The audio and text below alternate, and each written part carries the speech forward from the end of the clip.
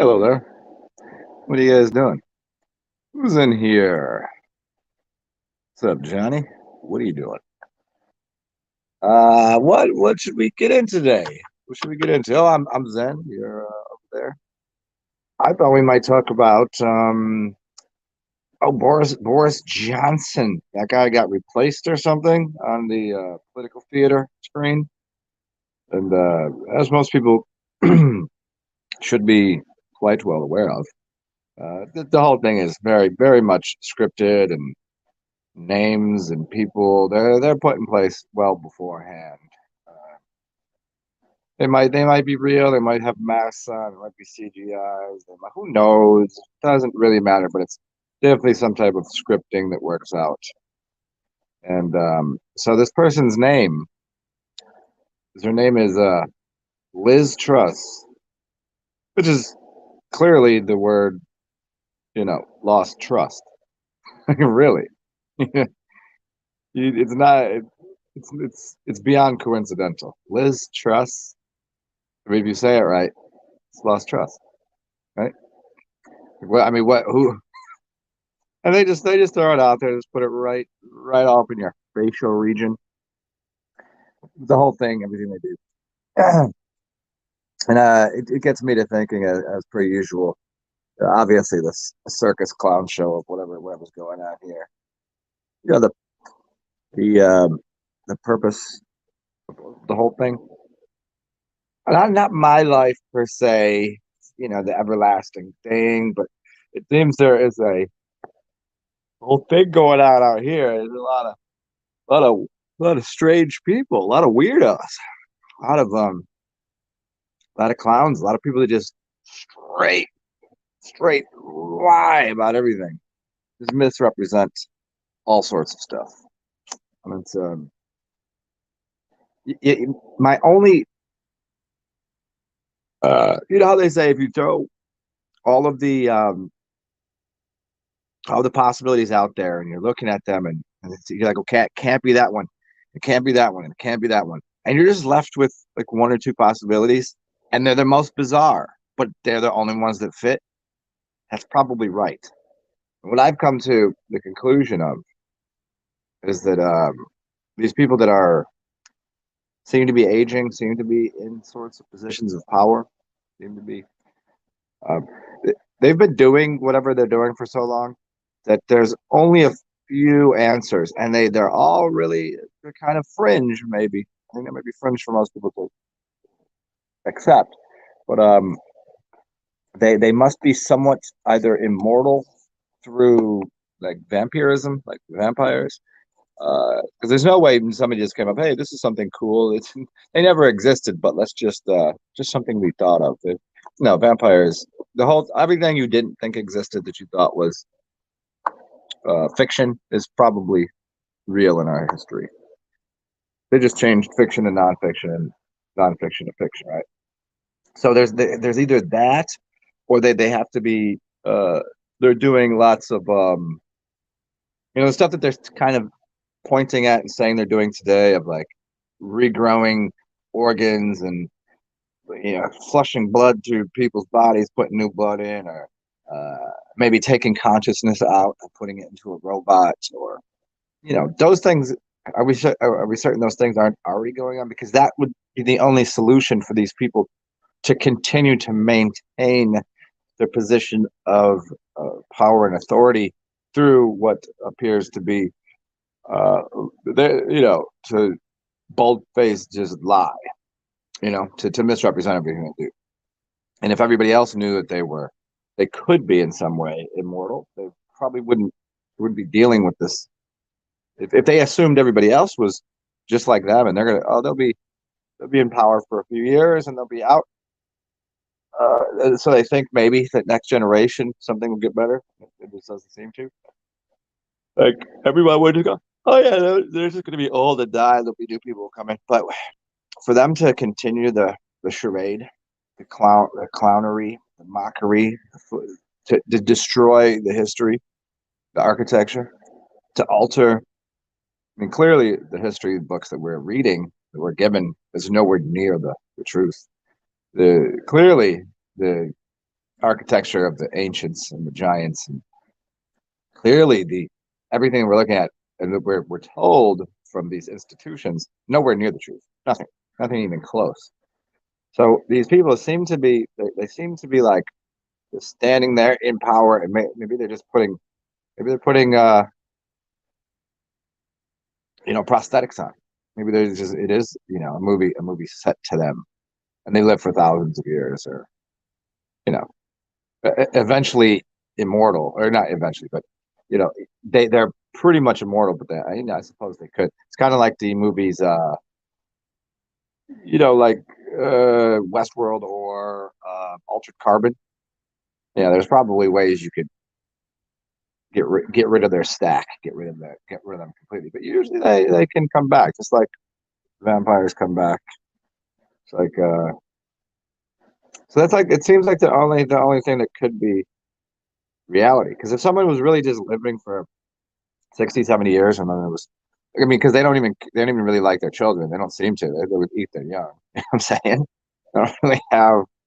So it's like if they were only going to be in power for 70 years or so, they wouldn't have so much, especially whenever they're looking all decayed and like just falling apart. They probably wouldn't continue on living the way they live. They'd probably do something to be happier, just to at least seemingly not be such piles of dung. But to write out these stories so far in advance, who would write out these stories for generations? If you weren't here to experience it, what would be the point? No one's building a castle that will take, or a church that will take hundreds of years if they're not going to live to see the end of it. If you lived for 10,000 years, you'd have no problem whatsoever making a decent amount of money, and then building. Here's your house, but now I want a church. I want to build something huge. And it doesn't matter that it takes 100 years if you're living for 10,000. You just go, oh, that's just a project that I'm working on for. That's the only conclusion you can really come to. Is these people either live to be really really old, I mean, or they're immortal or something. I mean, who's out here just straight, and what is the purpose too? Like of how diseased they try to how diseased they try to make the average human. Do they have disdain? Do they really hate? Are you different species than them? Do they really just look down upon humans as if they're not? Um, you know, we built them in a laboratory. I mean, I'm all for one that. Let's see what we got. That was probably built in a laboratory.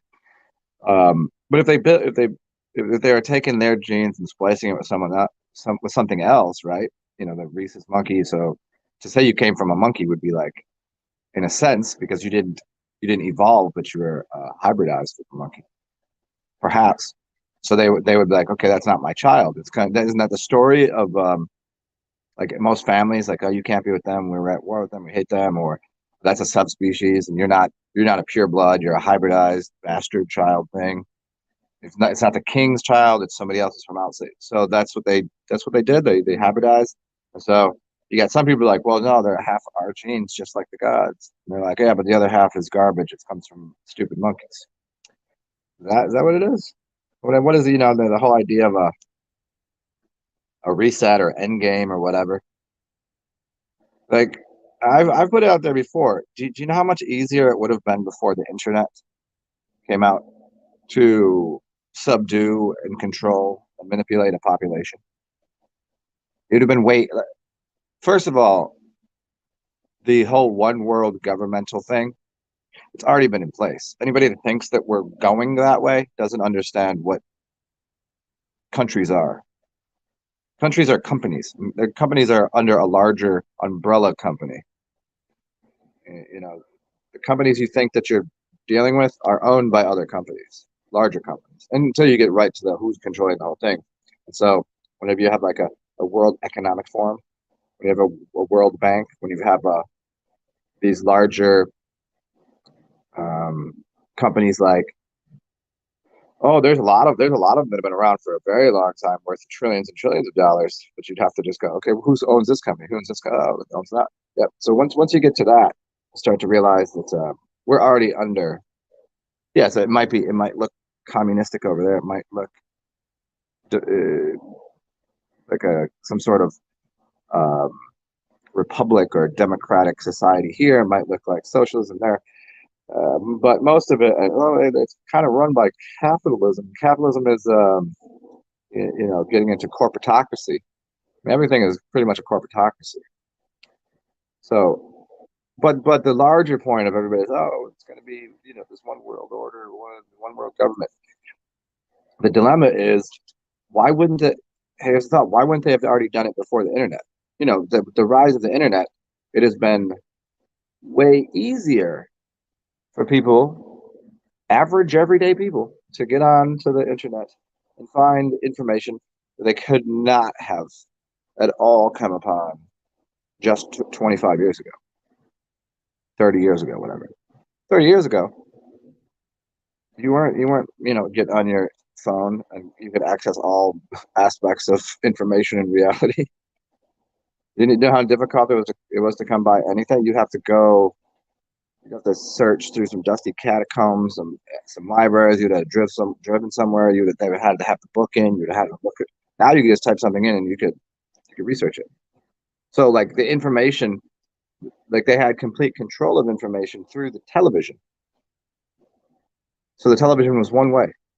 I wasn't on TV. You weren't on TV. You weren't broadcast. Nobody was. It was you were the elite of elite. You were in the Hollywood. You were casting spells, and no one could do anything about it. There was nothing. You watched it, and that's what you got. Even if you had an opinion, what are you going to do? You going to write into the company? They don't care. They're going to pump that information out. So they could have easily mind controlled the entire population already. Why would they have? Why? This is the only, the hope or something for humanity. The thought that, okay, there must be somebody on our team. There must be some good guys there or whatever, that they were already taken over and already, you know, locked us all our asses up in cages and thrown the keys away. They had no reason to give us the internet, not at all, none whatsoever.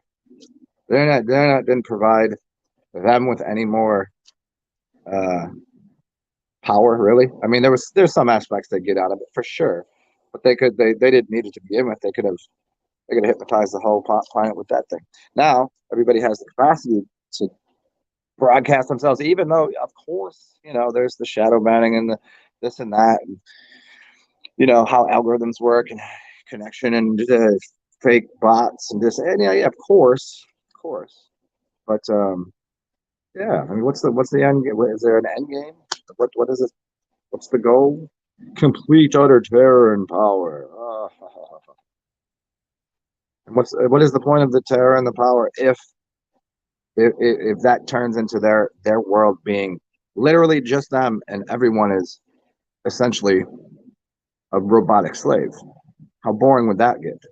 There's nothing. There's no human to interact with. There's nothing.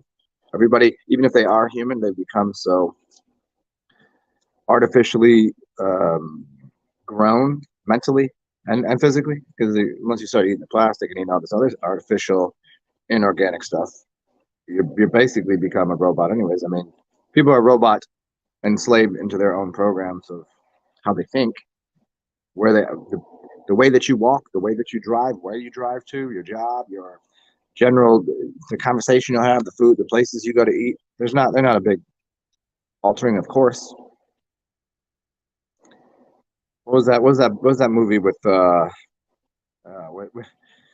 where he was I remember the bus scene. He was trying to meet this girl, but he was like, there was this rhythm and pattern he was on, and he's got their like computer tablets, and they're supposed to make sure that he follows this path to, they got it all planned out. And then one day he decides to get off the bus and go see about this girl. What the hell's the name of it? Everybody knows the movie, but it's like that. Like what's the point? Once everybody's went that way to the point of just being robotic automatons. Like, what fun is it for you if you're not? How boring. Like, how much, you know? It's fun to win, but it's good. It's fun. It's more fun to win when it's legitimate competition, right? If you knew you were going to win every game. Every time you throw some cards, you know what everybody has. I mean, that's nice for a little bit if you want to win some money and you got some devious friends, whatever. Like, I'm gonna win this, but like to do that all the time, I'm yeah. It's like, all right, I'm gonna dress up as a woman so I can do a woman's sport, right? Because I'm gonna be taller, stronger, da da da. Oh wait, I can't say that these days. We're all the same thing, right? Huh. But you know what I mean? Like, okay, just every game you play. And what do you like? Whenever like LeBron was in high school, or you ever see these dudes that they're like in high school that you're like that they that birth certificate's not right. There's no way that person's this age, or just like the really big kid, even if they're the same age. Like that's not fair. That's not. They're gonna win every time. What's the point? Go play with somebody your same size. Be on the same playing field. Be on the same. So this whole what is the they say end game as if there is an end. They say the apocalypse as if that's an ending to something. It's not. It's just an altering. It's changing. So it doesn't seem to be an end game to anything. But what I mean, what wouldn't they have already done it? That's always the the pin. They're like, oh, we're right around the corner. We have what's up, Christos? We've got an opportunity for this new world thingy. Like y'all been saying this since when? You could have implemented that thing anytime you wanted. And that's what's already in order. And the confusing part to people is they don't really realize it. They don't see it.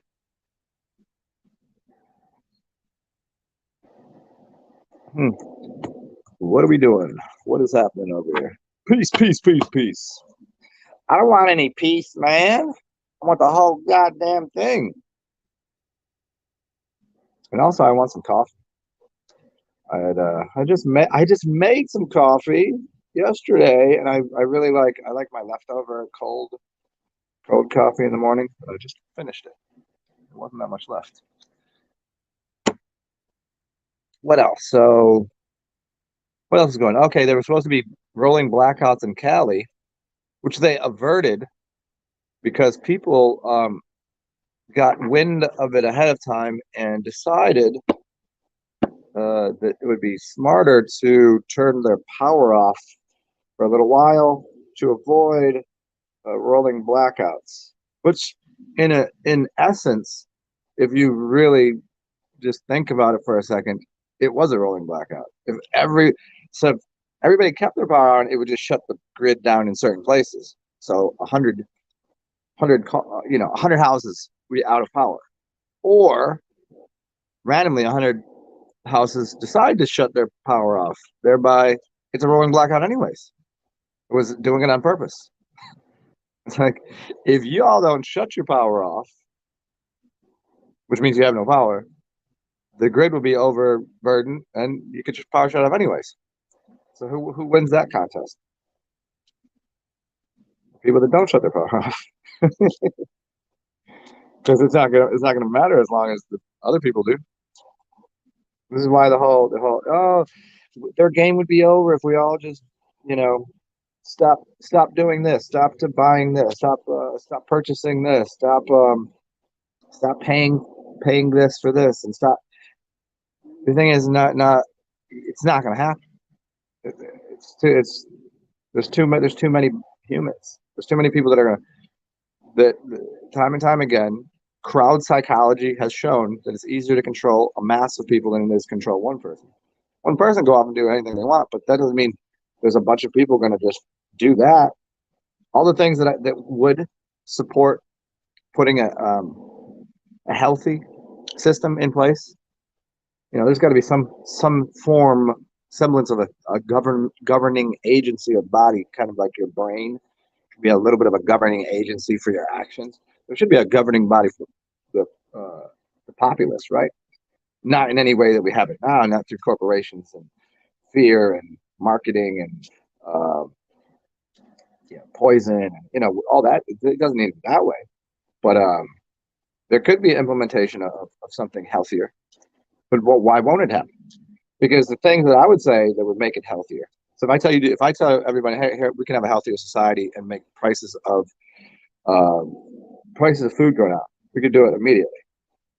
Here's the thing: is it could never happen because you would have to believe what I know to be true. which you're not capable of, which is you can do with eating 90% less food, and you'd be healthier for it.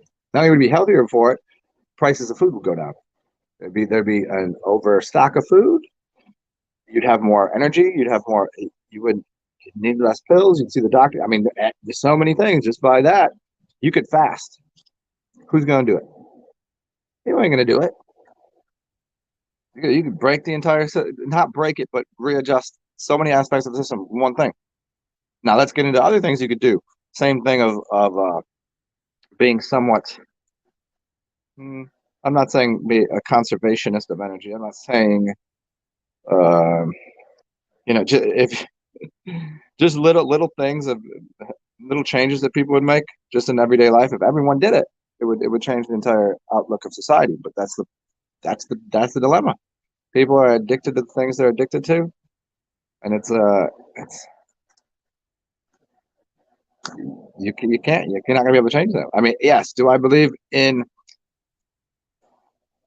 what Buckminster Fuller said, which is, well, he said a lot of things. He said if you implement a new system, the old system will become obsolete. Yes, but how's that new system start to get in play? It wouldn't, because it's going to get no traction. Every time we tried these things through the years, the other system is just too big, and this eliminates or eats up the other ideas, the other competition. Buckminster said that what do you put on his tombstone? It said, "Call me trim tab." The trim tab is a postage, like a little stamp, postage stamp size tab on the back of a giant ship. So you've got the rudder, change change directions of the ship, and you have a trim tab, which is the trim. It means it's moving that much water. If you put that boat into the ocean and it's going straight, let's say North Carolina is to England, something like that. It's going to take a straight shot. If it starts and heads it goes out in its journey, and somebody adjusts the trim tab this way, that entire ship will turn its ass around. That tiny little thing, the smallest little deviation can change the path of a ship. A half a degree hitting a golf ball a half of a degree on your head, the head of it, the say, will change where it lands by 20 to 30 yards to left or right. So, I mean, yes, on an individual level, we can change our path for our journey, but as a totality, most people don't know there's a trim tab. Most people ain't going to do the little things. Most people aren't going to change the way what they eat, what they're addicted to.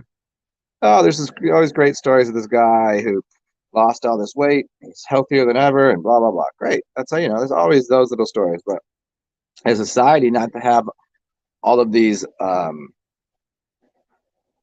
corporate dead entities just hanging over and looming over our society. You'd have to these people.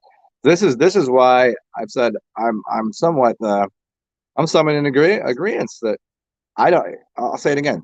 There's not too many people on this realm. Definitely not. There's more. There's more than enough space, more than enough abundance in the world.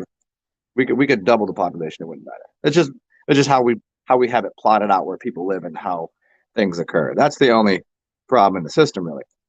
But because so just remember that there's not too many. But I'm all for getting thin the herd. Why?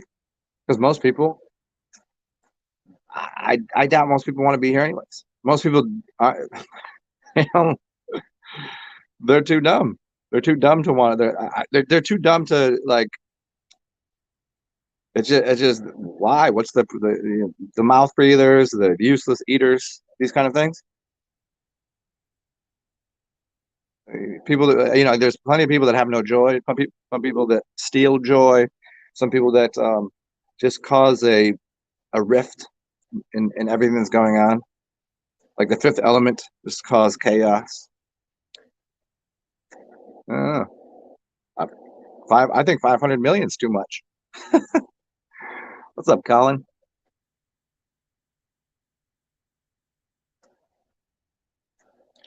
Yeah, Colin. Yeah, it's the little change would change tons. I mean, see, but that's the thing too. Going into it, like I've changed plenty of things, and I've changed. Like years ago, I was on this thing. I was like, hey, I'm fasting. I'm gonna be a vegetarian. I'm gonna make all these right choices. I'm gonna get healthy. I'm gonna be super healthy. I'm gonna do all this, and it's gonna help the world. It's gonna change stuff. Guess what? And it changed my life. Yeah, somewhat. A lot of learning experiences. Sure. But I was like, oh, you know what? Maybe if I do, it's just that energy, people will start waking up and doing it too. You know, as my consciousness changes, so will other people's, and radiating that frequency out.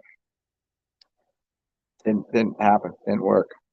There's been lots of people that are a lot smarter than me, a lot more powerful than me, a lot more. You know, they've been there, and they ain't nobody listen to them either. And that's the dilemma. Not individually you can change your life path and change things for yourself, but you can't expect, and that's it's just the way it is. Not everybody's going to be like they've already established that like their ship's going down. I mean, you ever see people that you go, okay, that person's they have their life planned out. They're like, all right, 70. I'm gonna be around to about 70, and I love my bacon. I love my um these little things that are slowly eating away at my life. I love these things, and it doesn't matter anyways. Somehow, some way, there's not that much. People are like, I don't really care. It's not. Hmm.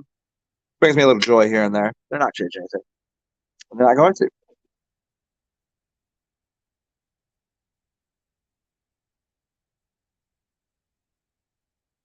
Yeah, the only my response to it is generally is be as crazy as it is. I mean, not the type of crazy, obviously, but I'll be crazy to that level of be goofy. Like it's here's what you kind of notice. You go out, especially if you lived in cities, and you just see people that are they're they're gone. They're off that heroin.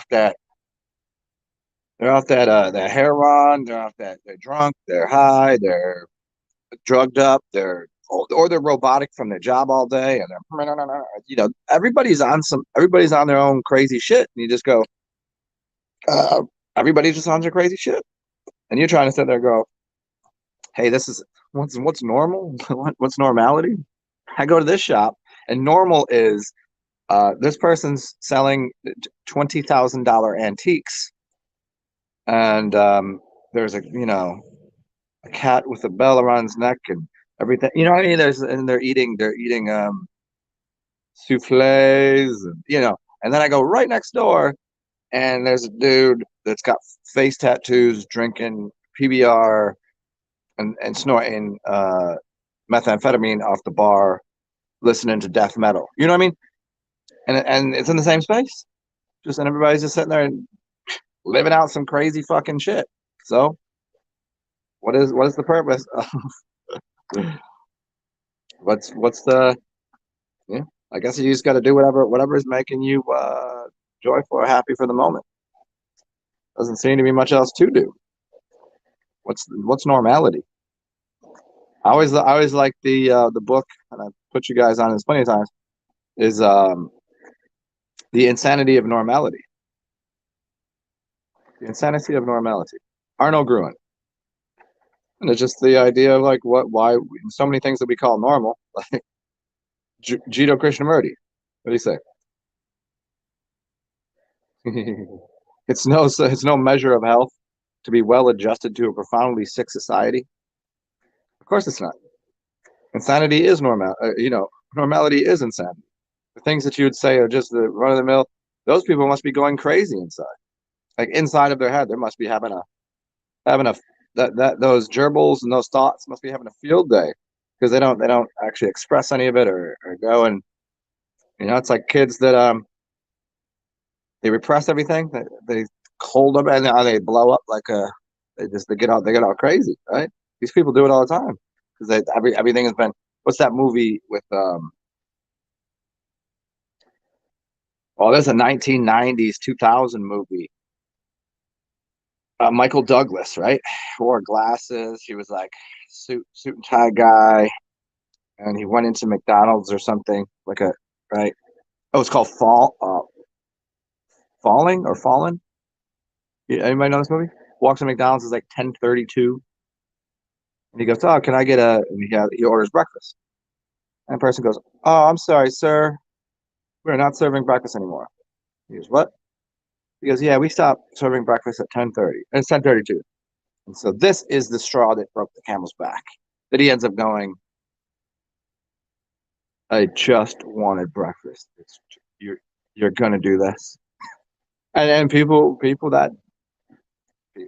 and obviously he's not that mad about that particular moment, but all of the other things that went into that. And most people are they're living in that kind of paradigm, that life where they just they compress it, they suppress everything. You know what I mean? What do you do?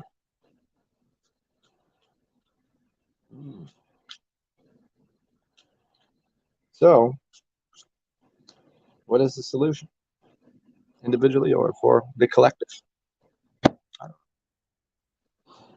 Yeah, and the Colin, the whole like getting rid of, letting go of all of it.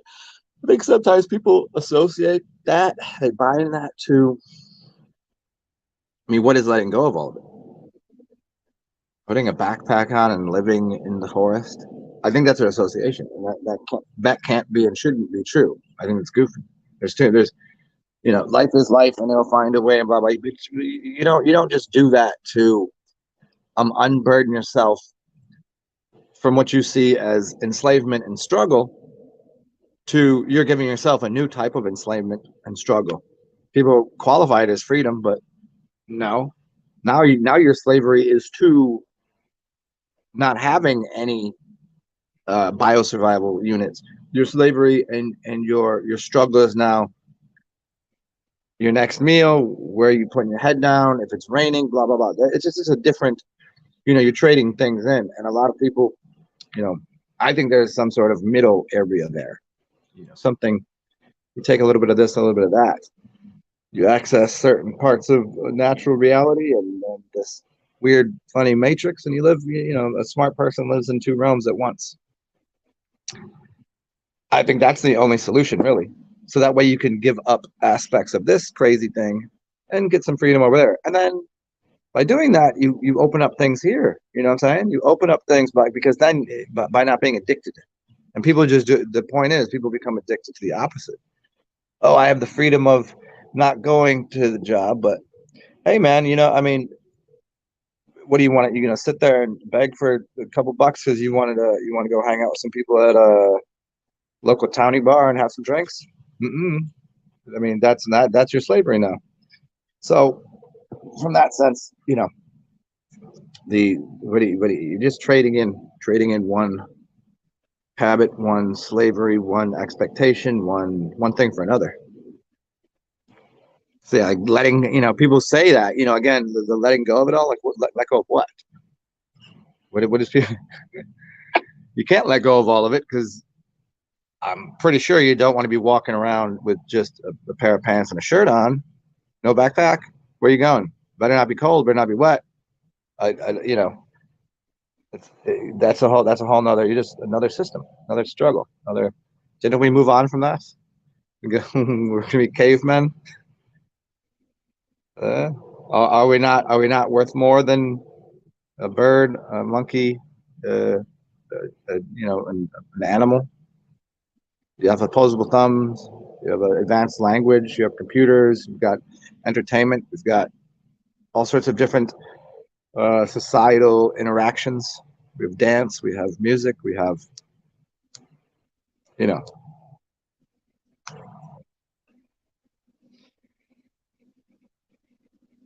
I mean, because here's the thing too, just taking that one step further. If you were to give up the what we consider this matrix of society, this whole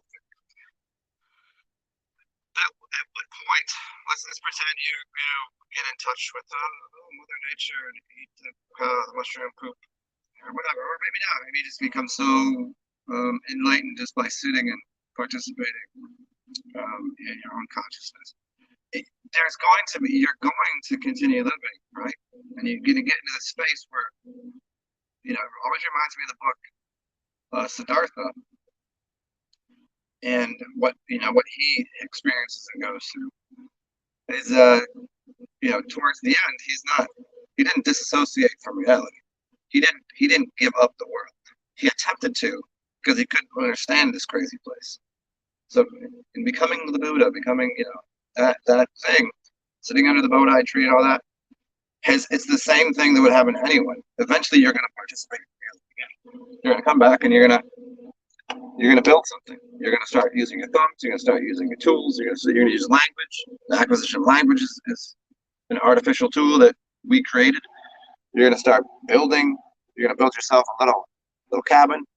You're going to get yourself some sheep. You're going to maybe get a cow, milk that thing, make some clothes, and all of a sudden you're going to build a society not much too different than what we might be living now in anyways. Or maybe at first it'll be agrarian, more of what you might consider third world, and then it will move on. And you'll find ways of upgrading the tools and technologies. Who is this? It's a fish. A fish heathen. A heathen. The heathen. Yeah. Oh wait, hold on. Let me turn my volume up here. I can't hear you. Fish head. The roly-poly fish head. Fish heads. Eat them up, yum. Yes, fish head. Fish head. Eat them up. Oh, why do I know that song? What is that from? I have no idea. It's like is that? What was it? Was it some British comedy or something? I want to say.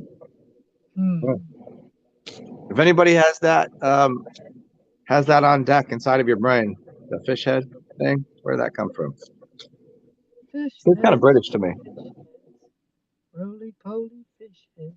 It seems like a British diet. It's like what the Brits would eat. Hello, everyone in the room. I'm a fish head. Ah, yes. What is going on this fine day? Same old shit, different location. I got out to see the ducks yesterday. Oh, that's cool. That was fabulous, but I did not have any duck food. However, all of the ducks came up and were all of my grill piece. Like they all just came over flocking to me and were just standing there. A couple let me pet them, but they were just like, "Where's my food?" I was like, "Dude." Just because I think because I had my backpack and I usually open the backpack up and there's food in there. So they seen the backpack and they're like, all right, unleash the food. So maybe that intelligence of a duck. Well, I mean, the intelligence of ducks. Duck. Yeah, I mean, well, it's there's a few of them that know me very well, and then they'll say something, and then the rest of them will go, what? And then then all of a sudden there's 30 ducks standing there. There's like 3 or 4 of them that will get up right next to me. One will stand next to me like a Pokemon or whatever. But it's not always the book bag, because they'll see me, whether I wear a hat or I don't wear a hat from a long distance, or whether I have a backpack. So there's something else they can see. I wonder what it is. Maybe it's your aura. Yeah, or maybe they can just smell me. Yes, I don't know how much ducks can smell. I heard they have pretty good eyesight. I don't know about their smell. Yeah, I heard their eyesight is better than humans. But I guess you kind of would have to be if especially animals that can fly. You got to be able to see kind of, especially the ones that can see stuff underwater. Their eyes would have to be different, right? They would kind of have to, like the inversion of colors, or like how you put certain glasses on, and you can Do see. do they have a film or something that goes over their eyeballs when they Yeah, die? it might be. It might be. I need to grow some of that in my eyes. It's like wearing the yellow or pink sunglasses, and everything kind of changes its contrast. I gotta start the engine. Let's see what happens.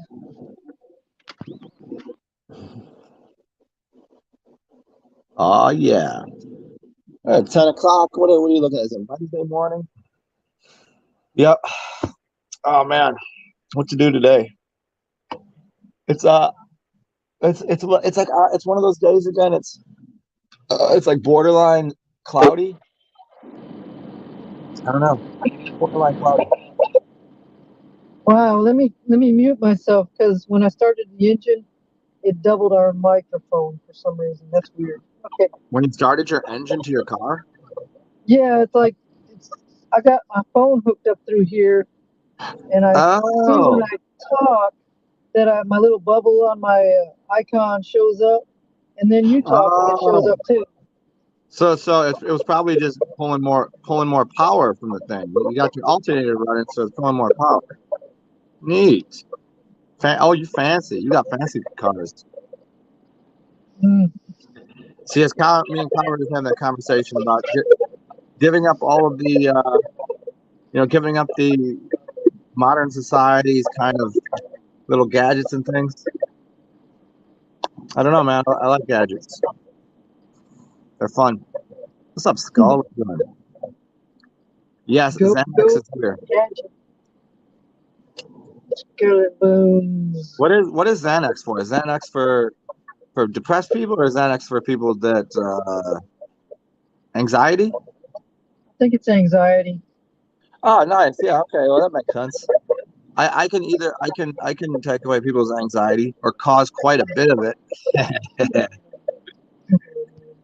No, usually, yeah, more or less remove anxieties. I'm changing my name to Xanax. Isn't that one of those little rapper guys' names? Yeah, one of those little goofy guys. Little So Xanax.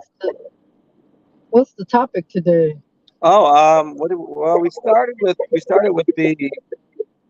the reset thing, the apocalypse, and the new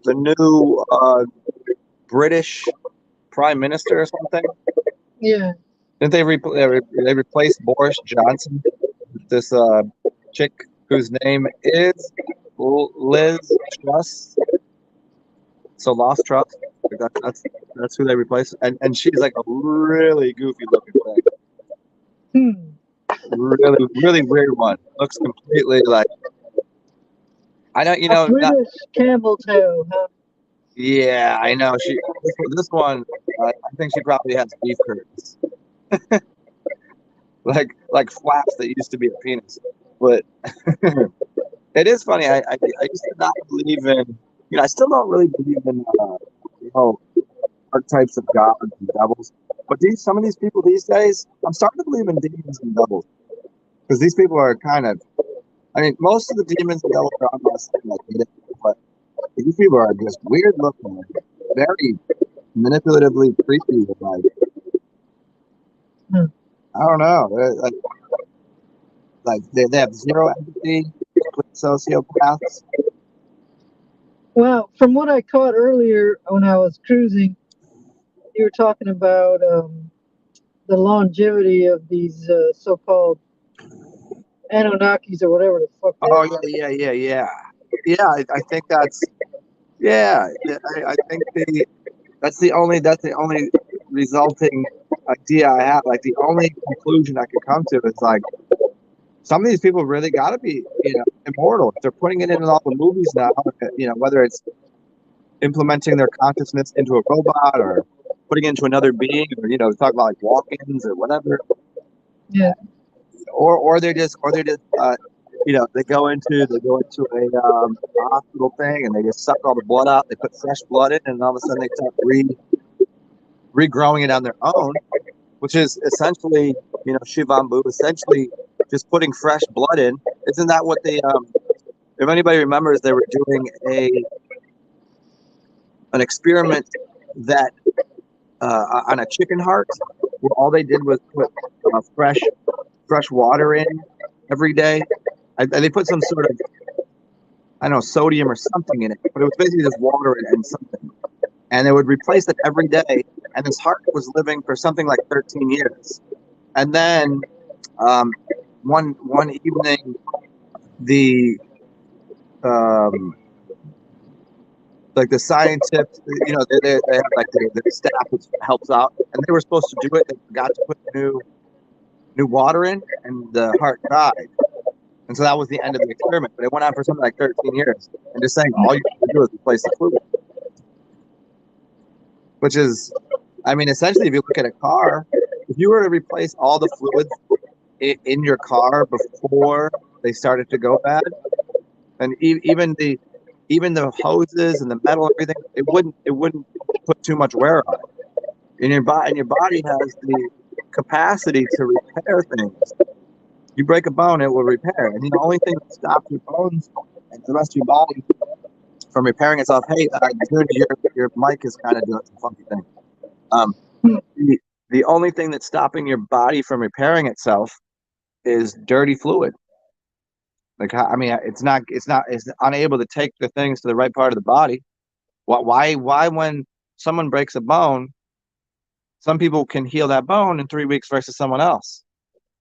Older people, brittle bones, they might not heal correctly, takes longer. Why? They're not moving. There's no blood. The blood is all dirty in their system. They're backed up. Their stomach's full. Their intestines are full of garbage. So there is such a. Oops, hold on. What'd you say? I said there is such a thing as a blood patch, where they take blood from your extremities and they inject it into an area that needs assistance in healing. Interesting. I mean, isn't that essentially what they do with blood transfusions, anyways? I mean, we're doing a type of blood transfusion. That's right. You're taking a solvent that's not beneficial and replacing it with a solvent that's more beneficial. There you go. I mean, that is essentially what most of anything in the world does. That's what the body does. That's what vehicles do. That's what any system does. They replace broken parts. They replace the fluids in the inside of something that get dirty, go bad. You clean it. You clean your fryer, put new grease in that shit. And if we really consider it a step further, I mean, what do you do when you go to a blood donation center or a plasma donation center?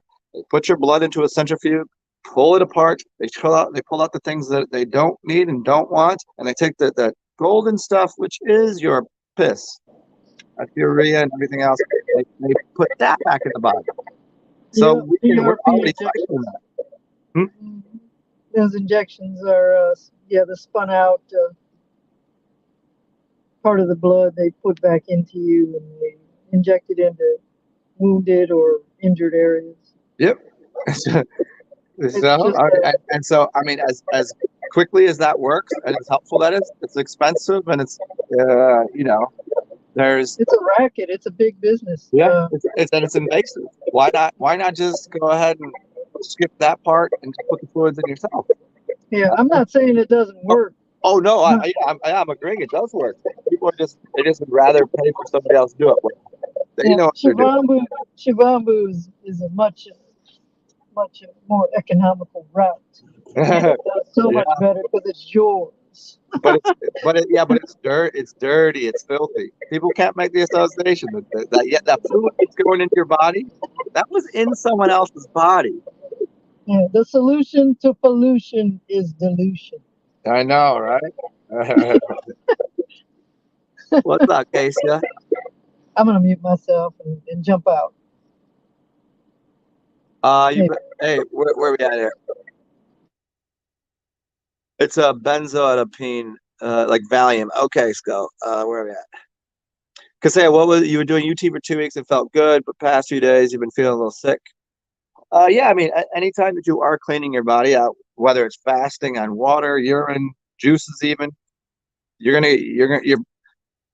to remember you have organs, and as those organs, you start to not consume so much food, your body's going to go, okay, what can we clean out? And it's going to go to your organs that are full of whatever the hell you put in there. Like right now, I probably have a lot of remnants of whatever aspirin or whatever the hell I've been taking. So I probably have that in some of my organs, and it might be coming out like through my skin here, which is maybe this, right? So it's stuck in my liver. All of the garbage is in your body. As soon as you start cleansing, it's trying to remove it, and it could move through just like, I mean, think of a car, think of anything you're using. You're pushing fluid through somewhere, and it's got dirt, and it could get clogged up somewhere else. It could start to come out your skin. Maybe all of a sudden come out your asshole. Maybe sweating it out wherever and vomit it out. All sorts of ways that things try to get out your body, and it's called the Herxheimer effect. It's like whenever you do a diuretic, diarrhea and having all that, you don't feel good. It's stirring things up and it's releasing. You'd say, "Oh, I ate something bad. I'm sick. I started vomiting and pooping. It gave me food poisoning." People say this all the time, and I'm thinking they didn't have food poisoning. What they had was something they put in their system that was a diuretic that cleaned them out from all the other unholy that was in the body. It was sitting there stagnating. Most of the toxic shit that's in people's bodies are what we consider a cadaver. So a cadaver, a dead body, something that's going through the fermentation, cadavering process. And as that's coming off, all of a sudden you got bubble guts, you got this and that. It could be fruits or vegetables too. They're going through this process, but those as that alchemy is, the chemistry is taking place, you could be letting off all sorts of weird shit into your body that's not really suitable. It's hardly ever the immediate, I got food poisoning because you ate. Oh, I went to and I ate a raw burger. Yeah, I mean maybe, but most of the time I don't think it's that for people. So yeah, should you keep? Um, would I? It depends. It depends on how. What are you doing? Do you have things to do? Are you mentally foggy? Do you got the poopies? How bad do you feel? Maybe give it a rest. I mean, what would I do? It would be 100% on what my day was looking like and how bad I was feeling. Right? It's not like you can't start it up again. It's not making you like the idea of making you sick. Oh, it's definitely not doing that. But it is loosening up and getting rid of things that used to be in your body. Uh, it's the difference between eating. If you eat something and you feel sick eating it, like, hey, I'm going to keep eating. I'm just going to start. I'm going to keep eating white bread and shoveling chocolate in my mouth, and my stomach hurts, and I'm feeling lethargic. You know what's going on. But when you're cleaning, when you're doing house cleaning, you're making a mess. Like, think about when you clean your house. It's dirtier before it's clean. You look at your house the way it is, and you're like, all right, you got to move this. You start scrubbing this. Some of this, fall all over the place. You're a little fatigued. Yeah, you could be doing a number on your kidneys. Like once you start cleaning, all of that blood is getting more and more processed through your kidneys. Do you have bags here? Your bags under your eyes related to a little bit of stressed kidneys, and is it screwed up your period? Perhaps there's a period thing. Your period, your ovaries or my testicles are connected to my kidneys, which are connected to my eyeballs. So you'd have fatiguing going on in that, and it can be having your kidneys a little bit overworked is either going to be from just putting terrible stuff in your system, which will take its toll, or going through a cleansing process. Anybody that's done any type of juicing of any kind of fasting, you're going to go through times where you're going to feel like hot garbage. Yeah. Scully just came back from the kitchen. What up, doggo? Yeah, I would agree with Black's on here. Juicing will give you a little bit of energy. And coffee enema is always the way to go, especially if you got clogs. Because once you do a coffee enema and clean out the liver and gallbladder a little bit, everything else that is backed up will start working a little better. I need. That reminds me, I need to order some coffee. I haven't done a coffee enema in quite a while, and I'm certainly in need of doing a couple, because if anybody was not aware, I was not on here for a couple weeks because I wasn't feeling well. I had a little back. I had the same thing. I had a little backup in my thyroid. Why would that happen? Dehydration and other. It wasn't because of. It wasn't because of anything but the garbage I was putting in my body. Dehydration and garbage. So I got to rehydrate and clean that shit out. Yes, yes, yes.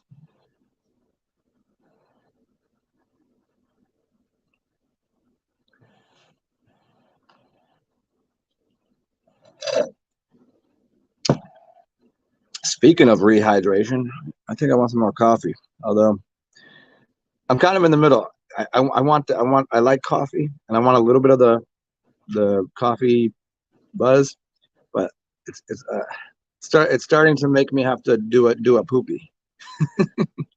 And you know what? I forgot. I had I had this morning. I had sauerkraut. That's what's doing it for sure. Sauerkraut, coffee, both. One's a diuretic, the other's loosening things up.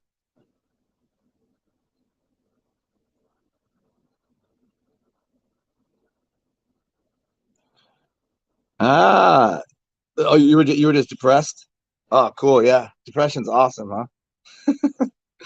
Depression is the greatest. My favorite, dude. Yeah. Sometimes I've learned about depression is you have to accept it. You know what I mean? You have to just go, okay. You can't sit there and go, okay, I'm gonna go make myself happy. I'm gonna go do this. I know the right. Yeah, no. Depressed. The root. The word is deep rest. Take a rest. Take a nap. Sit on the couch. Watch the sappy movies. Listen to sorrowful songs. Eat a bucket of ice cream. Who the fuck cares? Immerse yourself in it. I think it was it was one of those beatnik poets or a musician. I don't remember who said it, but basically he's like, I hate people that ruin the quality of my suffering. Anybody remember who that is? I've said this before. I don't remember the exact. Could have been Tom Waits. It could have been the fat drunk dude that everybody loves. That old dude. What the hell is his name? Bukowski. Nonetheless, yeah, and they're right. You gotta immerse yourself in your sorrows and your suffering sometimes. And don't overdo it. I don't think it was Tolstoy. It was probably one of the beatnik poets. Although I mean he was Russian, so everything was gray and very, you know. Although most of Leo's stuff was more thoughtful, wasn't so. It wasn't too dark. I mean, it was some dark shit, but yeah, it's probably Tom Waits or. Hmm. Yeah, so you gotta. It's the thing is you can't just. Everybody's like, oh, I was.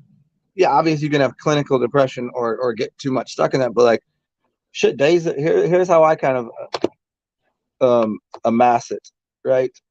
People say like if you drink today, you're robbing tomorrow of happiness. Who the fuck cares? I had a shit ton of fun today. Of course, if I go out and eat today and I got to pay tomorrow, I'm gonna pay tomorrow. If I pay ahead of time, it doesn't matter. You gotta accept a little bit of this with a little bit of that. It doesn't like, oh, it's like if I just live my life just, oh, no, I don't want to have too much fun, because if I have too much fun now, then I'm not, tomorrow it's going to cost me a couple bucks. But then I'm not going to have fun. I'm going to pay to get on that ride. And as long as you accept that, you kind of immerse yourself and go, okay, cool. That's what it is. And you just watch the crazy weird thoughts and the not feeling good or whatever. Not enough people accept that, and it's the thing is, if you accept that, then you process it. If you process it, then like, so yesterday I was pretty much out of it. I was just like, yeah, because I went out for 2 days. I spent a lot of money I should not have. I bought a bunch of people drinks and I had a great, glorious time. And so yesterday I was just like, I know this. I'll sit on the couch and just read this and listen to some music, have a good cry, whatever. Yeah, whatever. But then knowing damn well, if I accept that, then today I'm much better. Bukaki. Yeah, Charles Bukaki.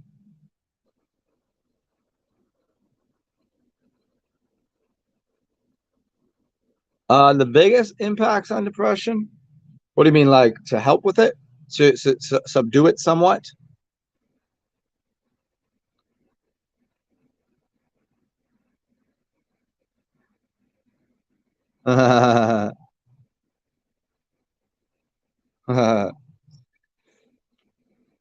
Hey, I don't know if Junie's still in here, but I just read your comment. Yeah, so sometimes when you loop too much, you open up your third eye a lot, and your dreams become very intense.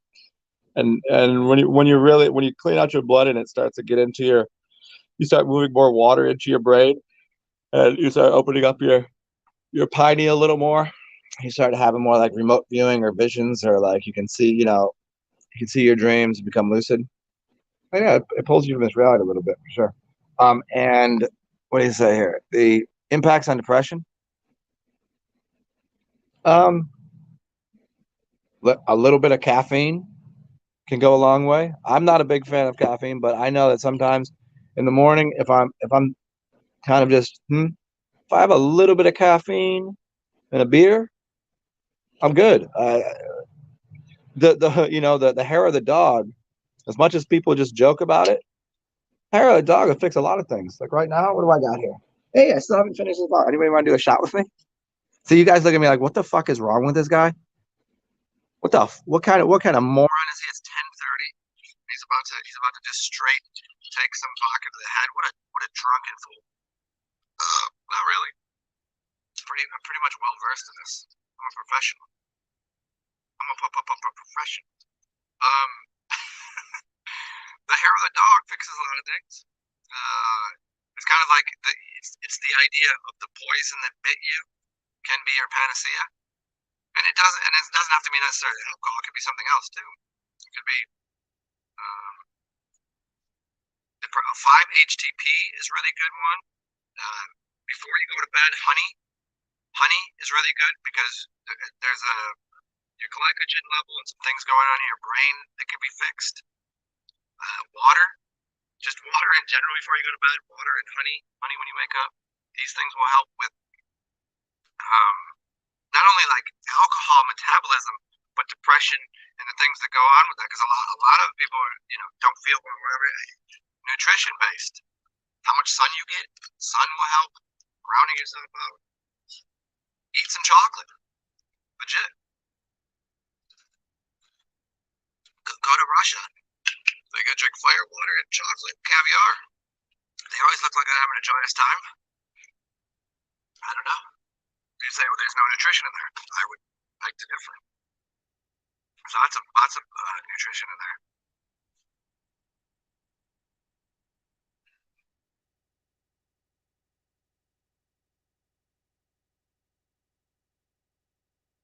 Hmm. Keisha, what your self esteem raises or diminishes? Nothing does. Are you apathetic? You know what I mean? Do you have a general disdain for people, for life, or you just mean across the board you find no joy, no happiness? Are you dating? Do you masturbate often? Do you do things that are exciting? Do you feel stagnant? Are you stuck? And these are all like legitimate questions. You can feel free to answer any the way that you want to. Um, you have outlets for orgasms? Do you have? I'm being legit. Are you artistic? You're apathetic. Is your apathy built out of just looking around you and seeing reality as kind of a little fucking goofy? Or is it, do you feel like it's just a chemical disposition that you got to maybe alter your brain chemistry? Or is it an outlook? Um, and do you have, when you look in the mirror, are you happy with yourself? You know what I mean? I mean, physically, emotionally.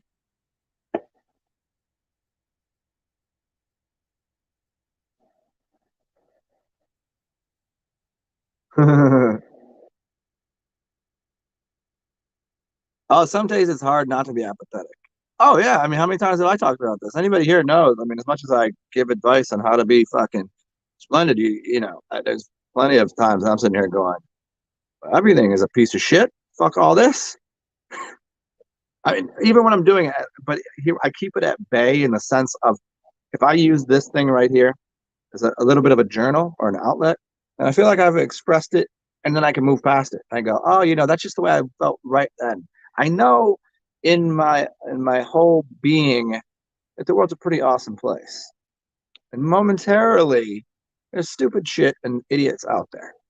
There's a totality, but you know what? There's ducks and there's babies and there's puppies and there's sunshine. There's all sorts of cool things to do. There's drunken foolishness with people. There's boobies to touch. There's all sorts of things going on that it's pretty awesome. But days you kind of go, eh.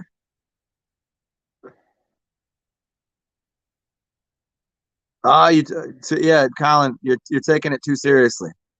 Yep, there it is. Yeah. Ah, pointlessness. Oh shit. How apathetic are you talking here? Let's go on to a different idea here. You're where you live. I'm assuming it's your apartment. So you were living with a boyfriend maybe? Now it's just you? And is the state of your apartment, because you realize that what's outside of you is a good indication of your internal turmoil, stresses, apathy. Like is shit thrown about? Is it a mess? Like right now, like for me, I always say this to people, like if you came in here, you'd be like, oh, your place is fine. I would say my place is in fucking shambles. For me, shambles is there's a shirt there. I left some balloons out from the other day. My book bag is open, my shoes, and I got some stuff on my counter. I could make my bed. That's to me, this is complete chaos. It's seriously 5 minutes of fixing. I'm just being lazy. How messy are we talking? And you just don't care to clean it? It's not like the Reddit memes of people's places that live in complete. You're not like in despair and complete apathy. There's got to be something that Do you like bubble baths? Do when's the last time you played with like a puppy? Go play with a fucking puppy. When's the last time you had a drink? When's the last time you got really drunk or really high? You know?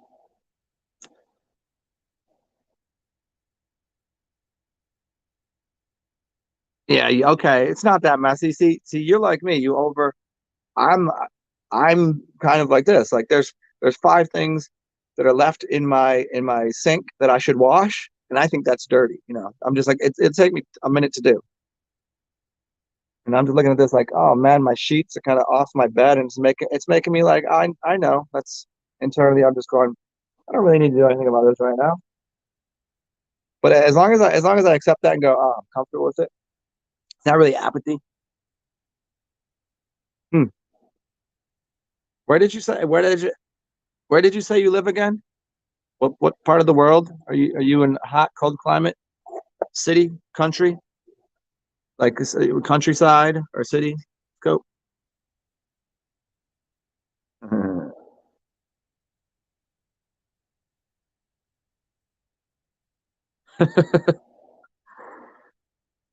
Oh, that's right, Canadian.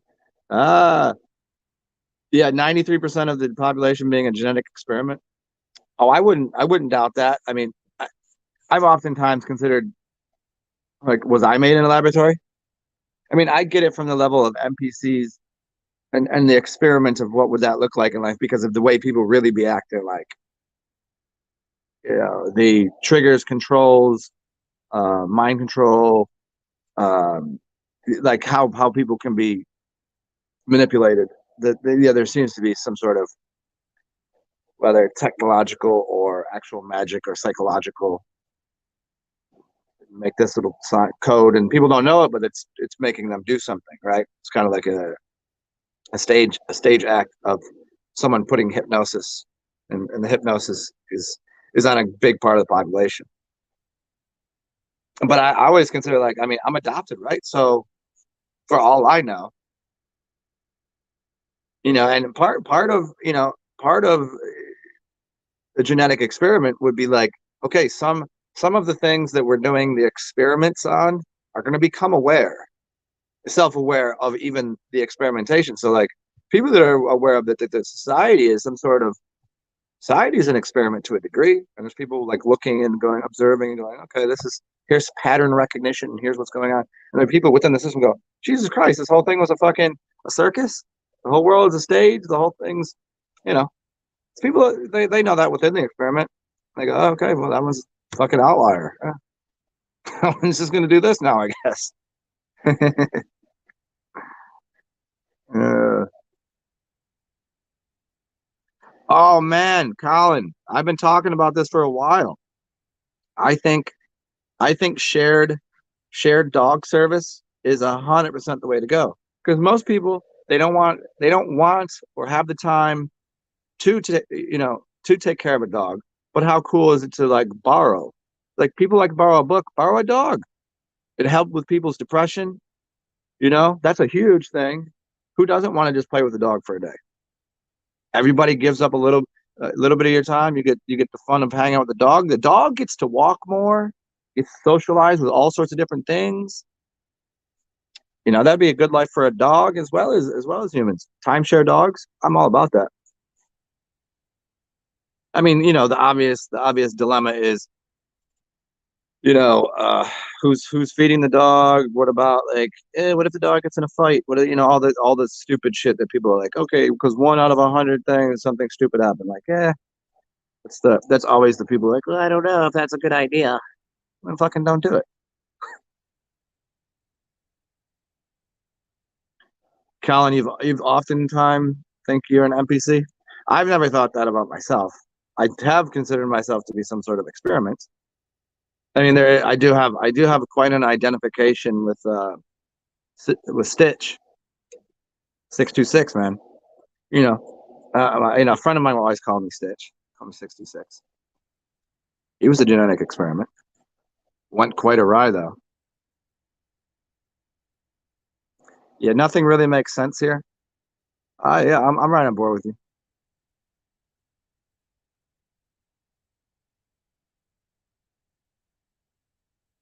Ah, yeah, Acacia, 93% are made to seek approval.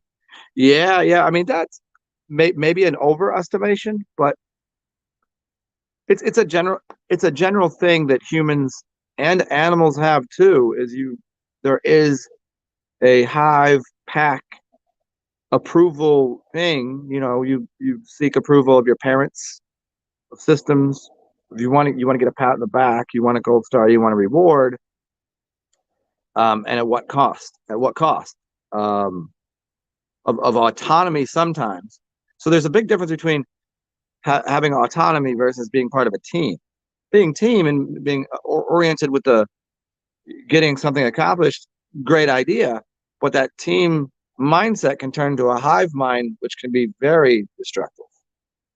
It's a tough thing, and I can see how most people do. They want valid. I did a whole few talks on this shit.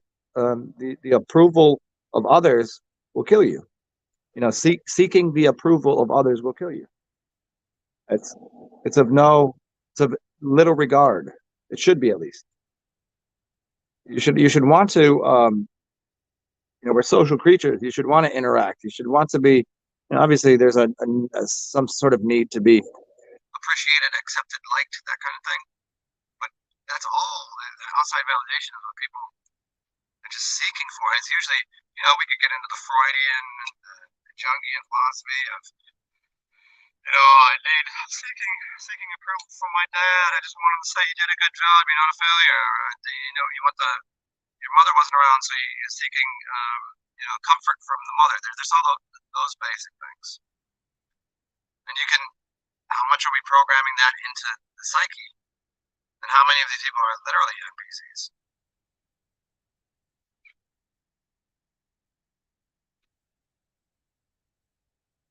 Oh yeah. It's like the people that don't realize that they're somewhat controlled are the ones that are most controlled. The ones that don't have it, they don't have much of a,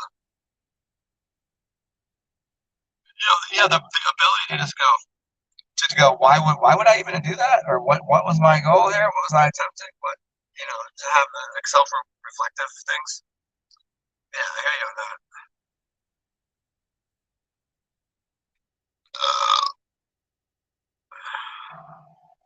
Senator tell you everyone isn't. Wait, say this again. Demonic blood. So I told you that everyone isn't. The experiment comes from demons. Yeah, everyone who isn't the experiment comes from demons. You got to help me. Yeah, can you type that again? I'm not understanding what you're saying. Then person told you that everyone who isn't the experiment comes from demons. Well, I mean, we'd have to first we'd have to evaluate who's considering what a demon and why, and where the word. I mean, even if we don't get into the etymology of and what a daemon or demon actually is as a helper,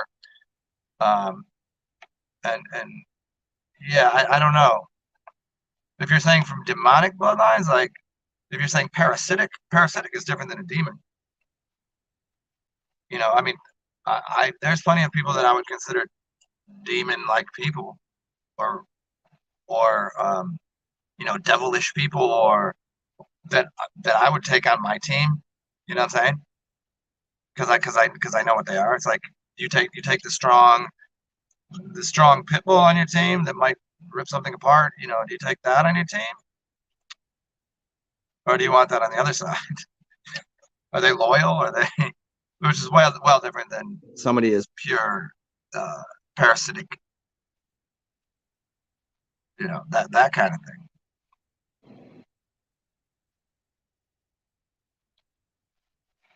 He said people that they said, I mean, they aren't necessarily bad. Yeah, okay. Everyone who isn't part of the experiment, if you are not, then you're a demon or a hybrid. That's interesting. Because I think that most people are hybridized, and my assertion is that, well, if you look at Asian people, it's a different species. If you look at black people, it's a different species. White people, different heights, different sizes of nose. Their hair is wildly different. The ability to process the melanin, the sunlight, to turn that into something. You see red-haired people, they rust. They get burnt. Something completely different. They're from a different space. Whether or not we were all hybridized with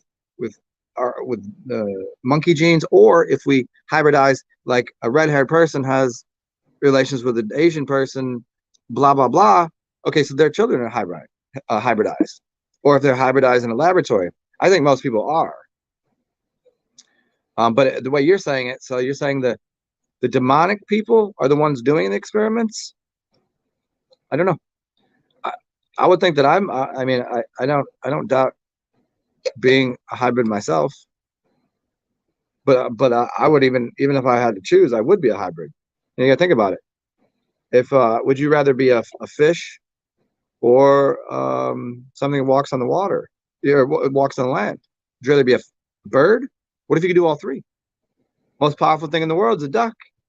Duck can swim underwater like a fish, can float on the water and hang out, can walk on the land, and can fly. Ducks are awesome. But you know what I mean? Like, wouldn't you rather be have the capacity of each of those things? Yes. People want to take a pure bloodline. So you're going to get pure blood. It has one capacity up to 100, but you could never fly. So that thing that can fly is way better than you. You can't swim and go in the water. The thing that's swimming underwater is way better than you. What if you could do all three? Maybe not 100%, but you could. I don't know.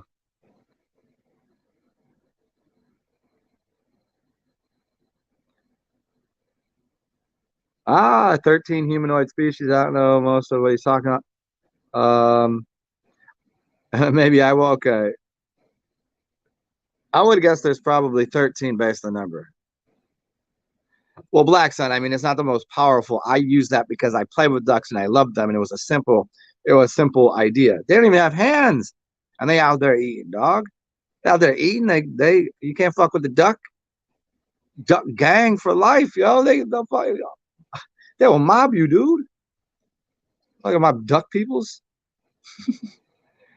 Obviously not the most powerful, but you get the idea. They have the capacity to be in different. A Pomeranian, fuck a Pomeranian. I will punt a Pomeranian into the stratosphere. Pomeranians, those are little pieces of shit out of here. Have fun fucking with the duck in the water. A duck would just fly down and pick that little piece of shit up and throw it. Drown that little miserable piece of shit.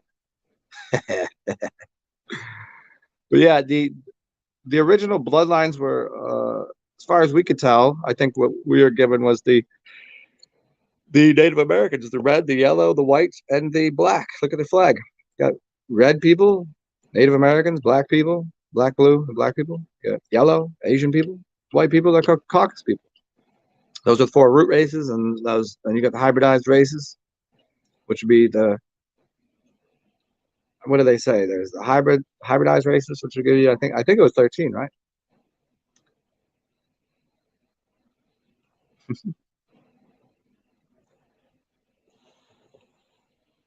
Yeah. I mean, I suppose taking that whole thing of a experiment further. If you were doing an experiment and say, okay, I realize that this experiment might be a weird process, but the experiment's going to take it's going to take a month. Let's do this experiment. You'll do this, and you're going to create something, and you know that thing is going to go through. A child cries, it falls off a bike. It's painful. It learns, goes through this process. Joy and pain and all these things, it's all going on. But you're willing to go through an experiment because it's going to have a life and it's going to enjoy it. But what if you knew that you're doing that so that we can find the highest form of species? This is kind of you selectively breed things, dogs, animals, foods. You don't find fruit that is going bad and take the seeds from that and try to grow. You take the heirloom perfect ones. You take the best seeds. Why wouldn't you? Of course you would. You'd even do it with your seeds. You're not trying to find the ugliest dude, the weak dude. You're not trying to find a woman that doesn't have suitable hips, doesn't have breasts that would be nourished. You know what I'm saying? You supple. This is what you're looking for. You're not. So we reproduce in that way. So if we're doing an experiment, we say, okay, no matter what happens here, we're gonna take the best of those things. It's what any intelligent being would do. And that's going to go on. Don't worry, that's going to go on to the next thing, the next stage of development. That's just the consciousness in there. That's going somewhere anyways. That's just a body that consciousness is interacting with. So that way, its next variation, its next inlet into this reality is in a better vehicle, in a better spacesuit. First car first cars in the 60s versus cars. Hey, we're upgrading the tires. We're upgrading the materials. Here's a stronger engine. Here's we're upgrading. That's kind of I think that in a sense, some intelligence in there, huh?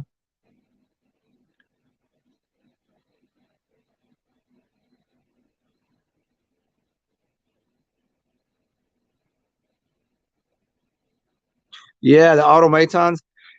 There seems to be that. If you really took a grand view of things, there seems to be, man. The Westworld thing, that some of these people are robots already, automatons. Whether I don't know, maybe they're.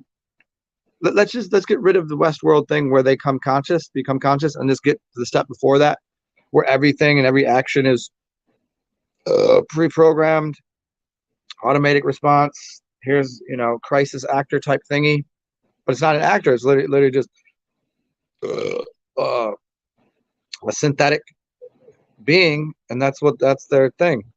That's their path. That's their rhythm. I mean, certainly you can see the humans that you've interacted with and you have a relationship with, and they get outside of normal bounds of thought. Okay, okay, but they might have. Hey, I go to work at 9, so that way I get up at about 8:30, and I go take the dog for a walk and I do my jog and whatever. That's my routine. And normal people can have routines. Nothing wrong with that. But there are some people that are full on routine oriented. This orderly process. Their mind thinks that way, and it doesn't get outside of that. And those might be full on automatons, controlled robots already.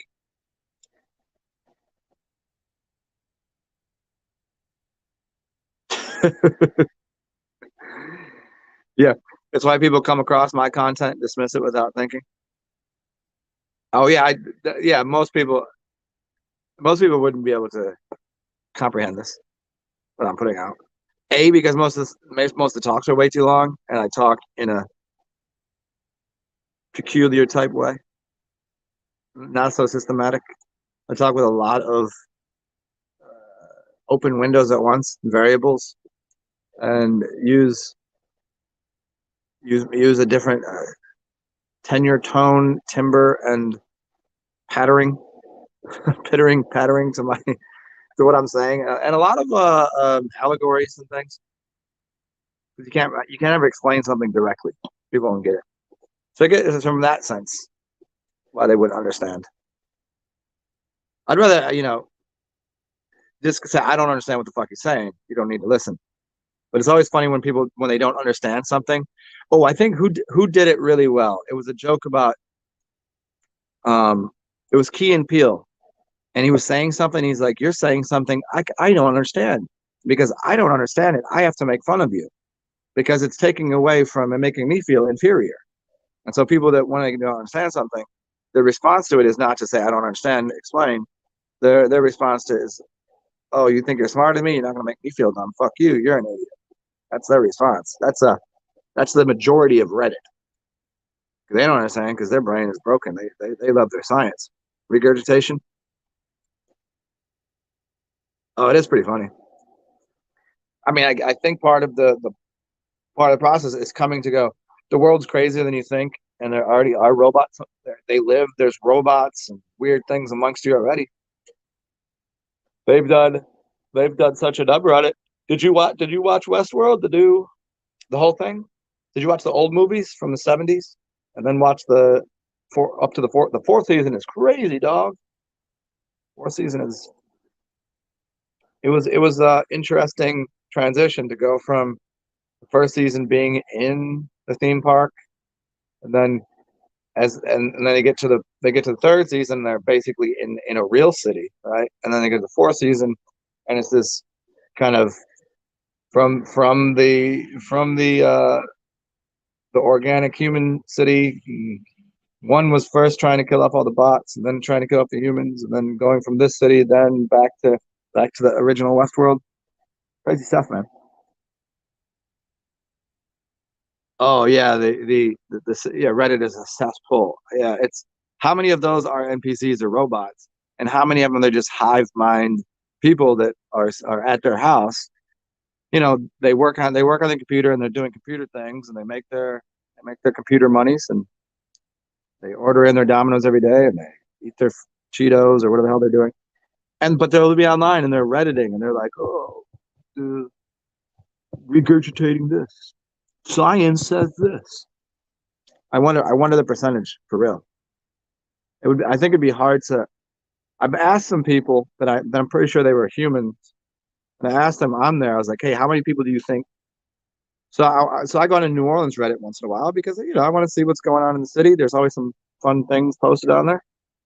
And ask me, how many people do you think on here are legitimately from New Orleans? Because the subreddit has 110,000 subs, which is impossible because there's not 110,000 people in New Orleans, or maybe just around that, because the New Orleans sub is supposed to be for New Orleans proper.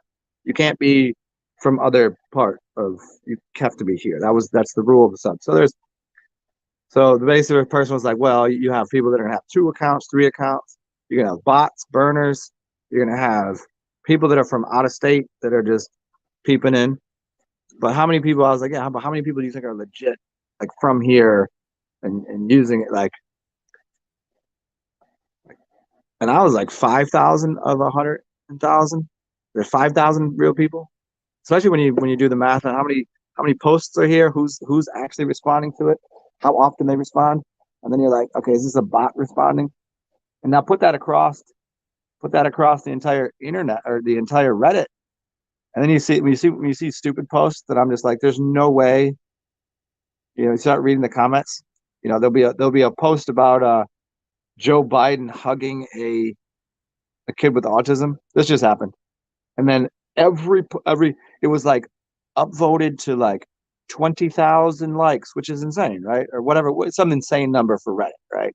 And then every comment was like, all politics aside, that's a really good guy. I'm like, a human didn't say that. No way someone said that.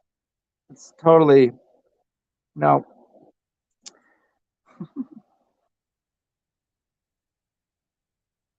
Oh, you have not watched? I highly, highly suggest it. Go watch that. Go watch Westworld is amazing. Everybody, man, I didn't watch it when it first came out because I watched the first episode. I was like, oh, this is too creepy. I can't watch this. It's gonna freak me the fuck out. And finally, like 2 years later, somebody's like, have you watched it? I was like, all right, fine. And I watched it. I was like, oh, this is crazy, awesome. And that, and go watch Carbon, Altered Carbon. Altered Carbon's amazing. That I appreciate a little more because it seems a little distant in the future, where Westworld seems almost tangible. It seems almost too real, like it's actually happening. Where Altered Carbon, there's a sense of the year 2050.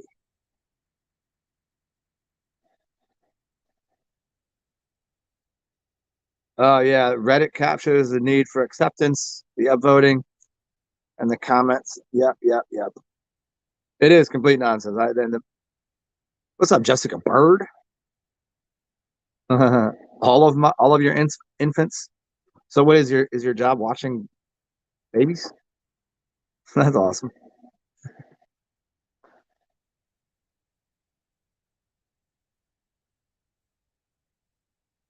Ah, yeah, with the use of bot accounts. Yeah, picking up that narrative because obviously people want it. It's all pop. It's all pop culture, pop narrative, popular popular science. You want to be, but that's not going anywhere. That's what we were talking about earlier a little bit. Acceptance, and you want to be in the popular side. You think democracy is good? 51% of people said yes, 49% of people said no. It in no way makes 51% of people right, but now everyone needs to. Democracy means rule by the mob. If more than half the people believe it, then the other half have to accept it. 51% believe something, 49 do not. Now everyone has to go under, even though okay, let's agree 2 and 2 is 5. 51% of people believe it. Doesn't make it so, does it?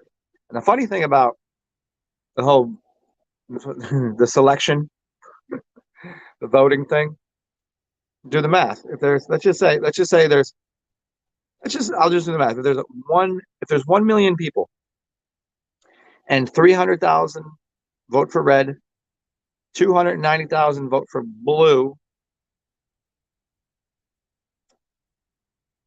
that's not good at math here.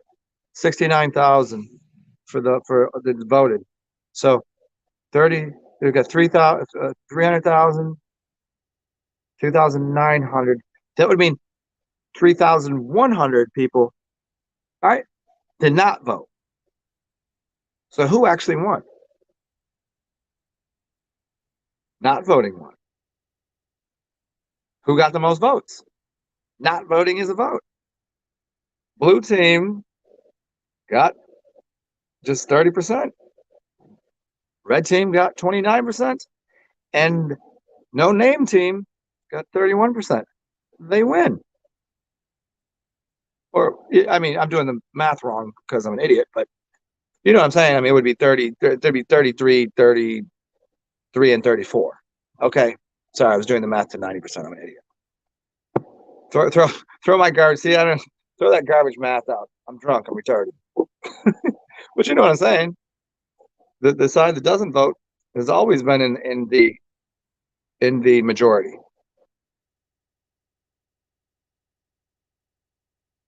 Where do I watch it? Netflix and Amazon. I think Netflix has Altered Carbon and Amazon has. Is that Amazon, right? Is that what it's on? Westworld's on. Oh no, is that no? Amazon's on. Or yeah, Amazon. Westworld's on HBO Prime.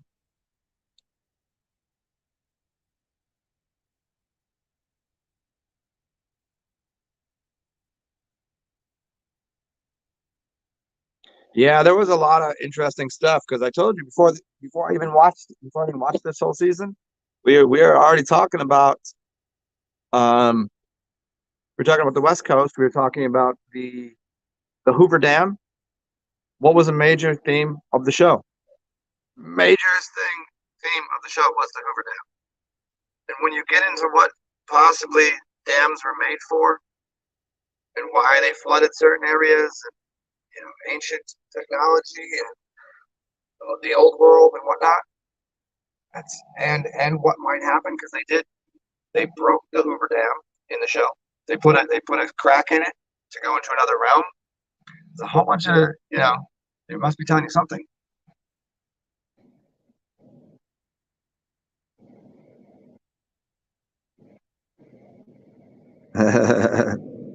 Jessica, no, thankfully not be like most people. Oh, you're welcome. Yeah. I talk in a way that if you're into symbol literacy and you can paint a picture in your head, you can understand what I'm saying. I don't like to talk in linear, orderly fashion. It's not enough fun to it, and it's too. I mean, if I'm telling you how to get somewhere, if I have to do my engineering thing and my programming thing, oh yeah, I can talk in steps 1 through 10.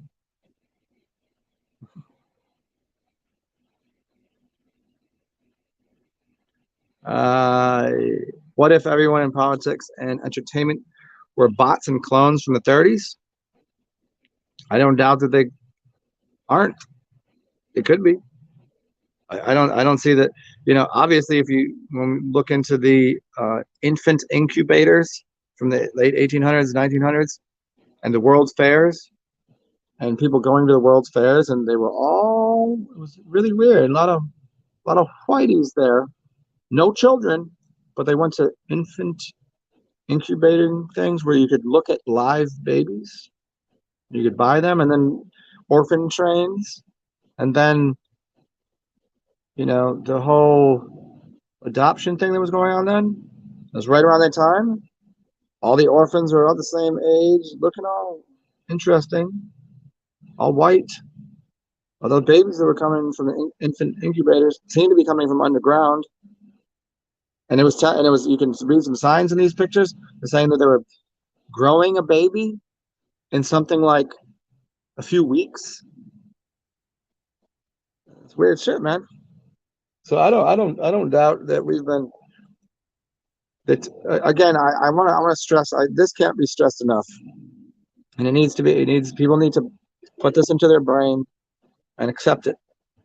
And it's that the technology that you have in front of you right here, it's crazy high technology, isn't it? You just accept it, but my shit ain't plugged into nothing.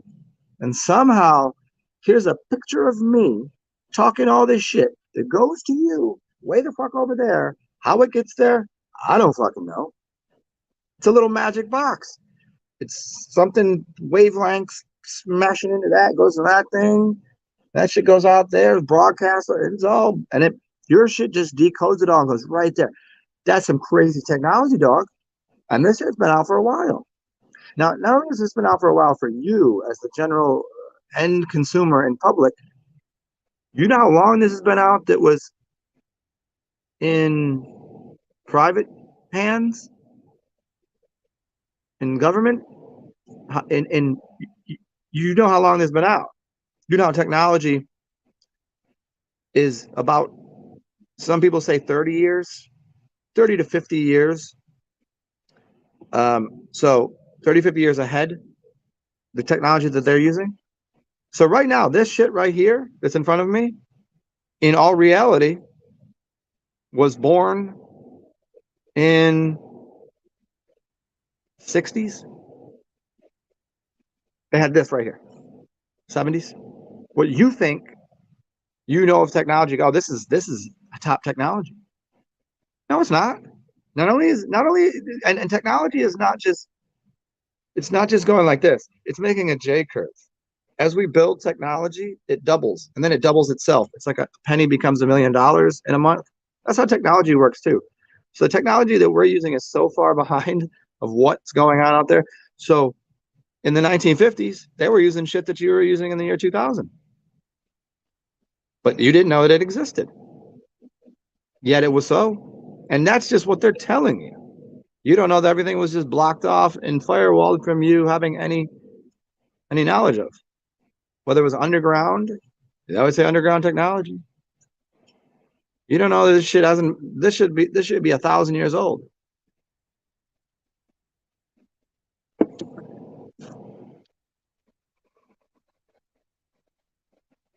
You got 4 infants at work?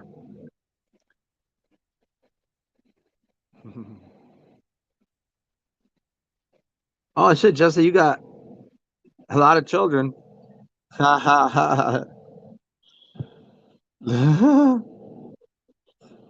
Yeah, for me, I'm all about.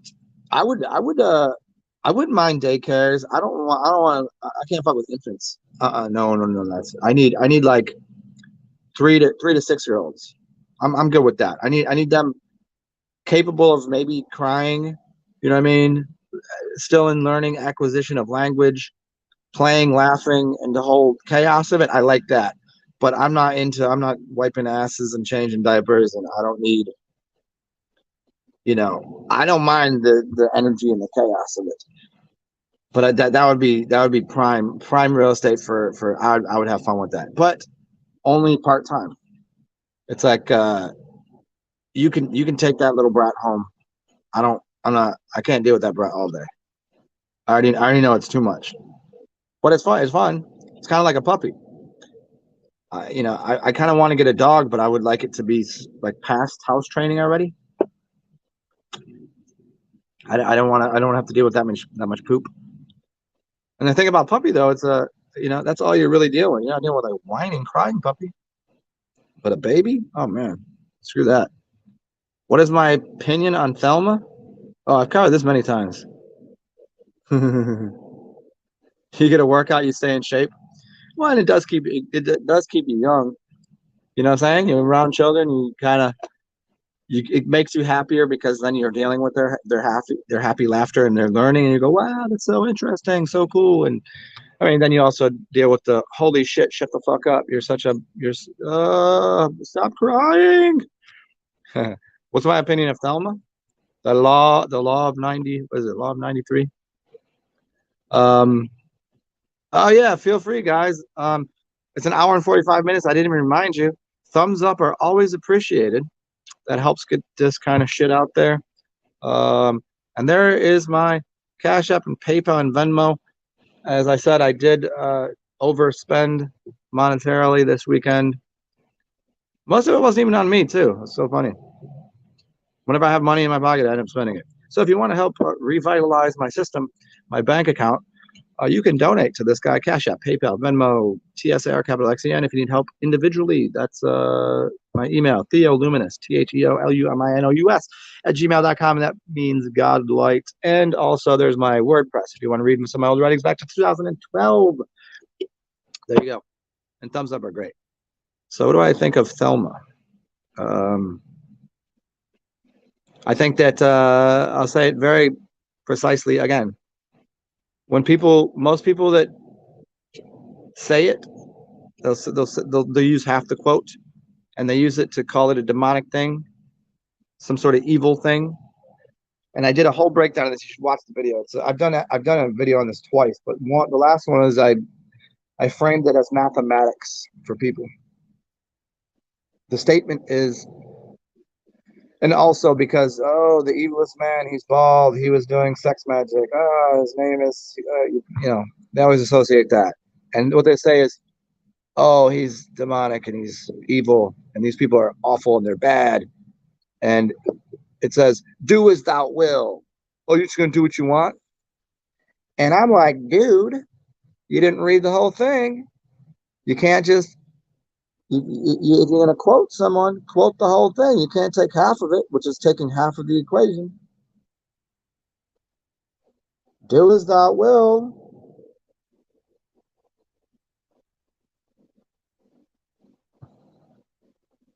Yep, right? Oh, wait, there's more to it. Love is the law, love under will. Do as thou will is the whole of the law. Do as thou will is the whole of the law. Continue. Love is the law, love under will. So if love is the law and I'm taking love under will, and I say the whole of the law is, so we're doing a math problem here. You've got to equate love and will into what will is. So if I take will, the law is do as thou will is the whole of the law. But they're saying love is the law, love under will. I take will and I put a division and I put love under it, love under will. I have to divide my will by my love. So the law is an equation of will and love. Once you explain it that way, in fact, not only does it sound not evil, but it becomes the opposite of evil. Because you would never do something that was unloving. But everybody wants to, and it's the same cocksuckers that suck off the Bible and believe some Jesus guy was real. And they're the worst of the worst. They're the most hateful, spiteful, demonic people that I've ever listened to. Burning Christians, cutting off penises of babies. These people are crazy. And they're gonna call the law of Thelma and the people that are into the esoteric studies of these books. Every time I read anything by these people that are so-called magicians and evil and black and dark, as I'm reading the books, I'm like, I'm not seeing anything in here that even remotely sounds evil, bad, or you could misconstrue it, I guess. But if I read the Bible, I'm going to need the foreskins of Phoenicians. I'm going to need the foreskins of, that's what a God said. I'm going to need the foreskins of the Philistines, excuse me. Don't eat shrimp. Trade a sheep for woman. Woman should shut your mouth because you do not speak when a man is around. I mean, and there's wars happening and kill this thing and murder, death. I mean, that thing sounds pretty fucked up. But I'm reading the Law of Thelma. I'm reading these books, and I'm going. I'm not saying the problem here. I'm saying people misquoting things. That's fucked up.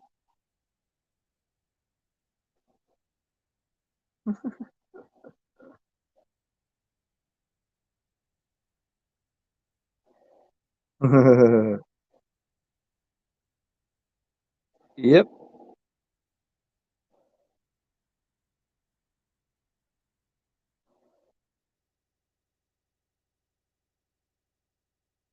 Thank you, a Damon. Thank you. Yeah, remember the movie called Golden Compass, and also Golden Compass did a whole series So the movie was great, and the series was magical too because they used just as good of actors, and the cinematography was just as good. It was like, normally you would make the series would be kind of like some offshoot actors, and they used a lot of the same. They just took the movie and made it longer, and it was awesome. It was I forget the name. I forget what they changed the name to, but the Golden Compass. And the Golden Compass, they have the daemons in them.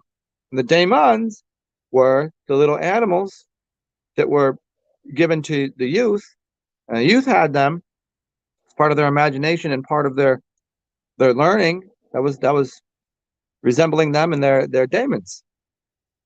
Most most of the adults didn't have daemons anymore, and they changed it to demons being something bad. And there was most of the demons were good. They were helpers. And if you look into what daemons are, as the helpers for humanity. So what have we done? Inverted everything. So demons are bad? Not really. What up, Kate? What did you say here? Men in Black. Oh, Men in Black's good too. What's the cat? The cat with water on its neck?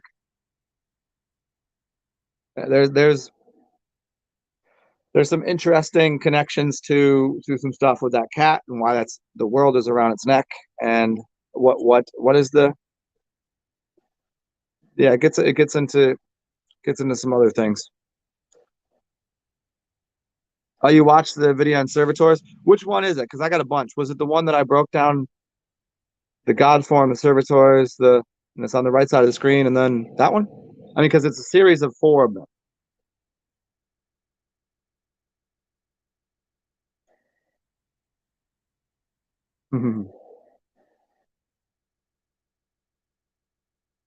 An alter ego.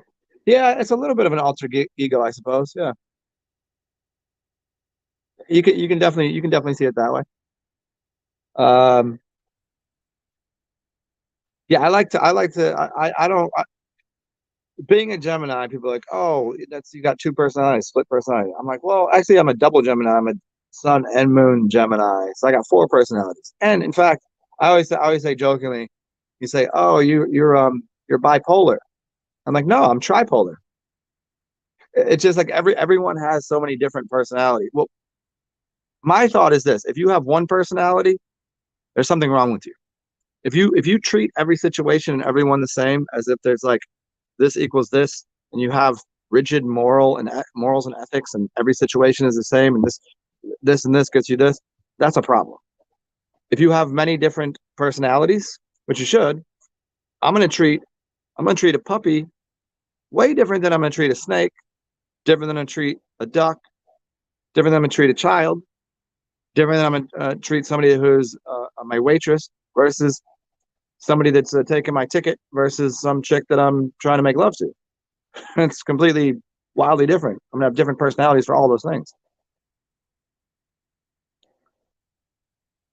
There we go. Thought forms, servitors, egregors, sigils, god forms. Yeah, there's a couple other ones I went into some of the other creating an actual being out of clay and getting into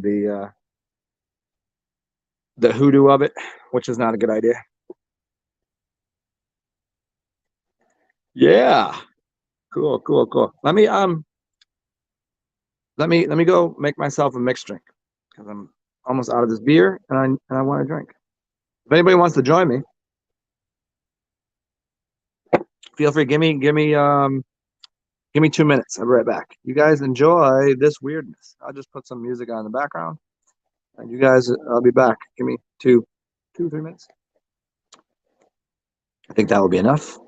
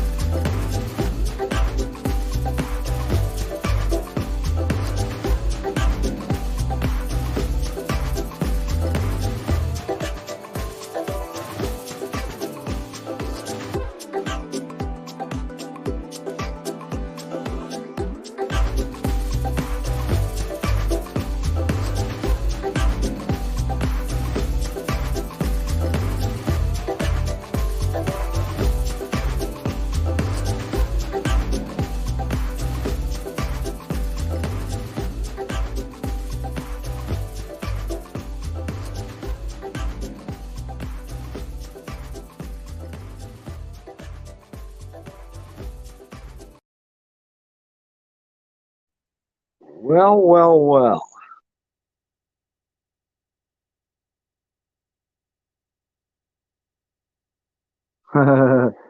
Fish head, my. Well, how why I call you fish head? Sorry, I was looking at my private messages. So I likes my deadpan comedy. Yeah, I think that's what sometimes people don't get. Whenever sometimes I do a very like a straight man deadpan thing, and it confuses people on what I'm saying. I think, is he serious? No, he's got to understand it. Where are we at here? Thank you. The automatons have one personality, and anyone having multiple personalities, which is, I think, just different life experiences and perspectives, and the capacity to hold more than one idea in your mind that are contradictory, that are contradictory to each other, or more than two, five things that all are at odds with each other, and go, well, I don't know which one's right here, so let's see where they have to go. No, that's it right there. That's I don't care. That's what it is. And then if you somehow express the capacity for advanced thought, which I've explained many times, is the difference between a binary computer and a trinary computer. Binary computer is on or off. It's yes or no. It's black or white. It's up or down. Trinary computer has the capacity to say, I don't know, maybe, I don't know right now. And that I don't know right now is I need more information. So it leaves part of the test blank. Where someone that's in binary goes, question one, two, three, I got it on or off, on or off, on or, and they go straight to the end. And it doesn't matter that maybe they found out down here that the answer number four was wrong. They can't change that answer. It's already programmed in the computer. That's not going to change. Where a trinary computer will go, no, we don't know. We're just going to leave that blank, and we need more information. And it comes to the more information, then goes back here and can switch something. That's a trinary system, which tends to be human quality. CSM raccoon. Uh,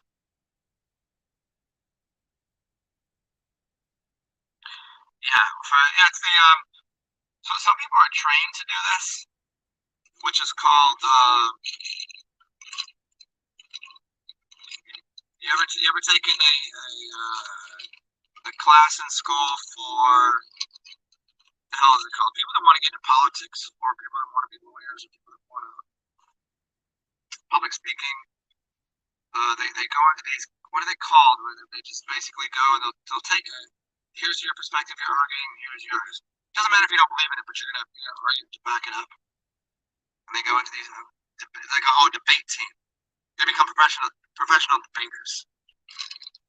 And while it's well for someone to open their mind to things, it's a great idea and a challenge, and it gets you to see multiple perspectives. But for the people that generally do those things, it just shows them how to lie effectively. That even if they don't agree with something, if that's going to support their opinion or their end goal, then they're going to use it, whether or not they believe it or not. Someone else that's not for their profession, if you take those type of classes, it just gives you the capacity to see something. Yeah, debate team. Yeah, and it gives you a different perspective. Well, why would they think that way? And the best is for when you do it from a level of like analysis of okay, hey, I'm into science, but let me understand why people are religious. And that's a huge one. Most people that are scientism people, they can't accept that they're into religious things too. They can see it, but they're always like so anti invisible man in the sky that they won't even go into what do you think. Why do you think it is? Why do you think it is these people believe in that? Why do you think it is they don't appreciate science? And it's there you go because they're stupid and they believe in invisible things and they don't believe in science. And they go, well, you ever think the images might not believe in the answer? And they think it's scientism, and that they find that sometimes having a hope or a faith in something has like about as much possibility of being true as how often they found that science was wrong. Science, the answer can be wrong all the time. It's already been shown to me plenty of times. Time and time again. It doesn't mean you should become religious, but for people to understand that, well, what's influencing the science? Nothing, except money, except preconceived values of things. There's so many things that are accepted now within the scientific community that have been out for, let's say, 50 years. But when someone first came out with that idea, science wouldn't allow for it. The scientific community, because there is a community, wouldn't allow for it because it went against everything that was all of the big names. Their ego was in the way, and they were supporting a technology or a tool or something that was being sold in the marketplace, especially in the drug companies, pharmaceuticals. Their idea wasn't supporting that. It'd take a long time before somebody goes, oh, well, we've come to the conclusion that was right. So it was right for 50 years. It was right the entire time, but because of the pressure of the institution, won't allow for anything to change. So I mean, they can't accept that because they're into scientism. In the same way that, so this is why it's religious. Religious people can't accept it. Like we've continually disproven the existence of these things that are in the book, and we've continually proven it's allegory. But because their faith is as strong as the faith that scientists people have.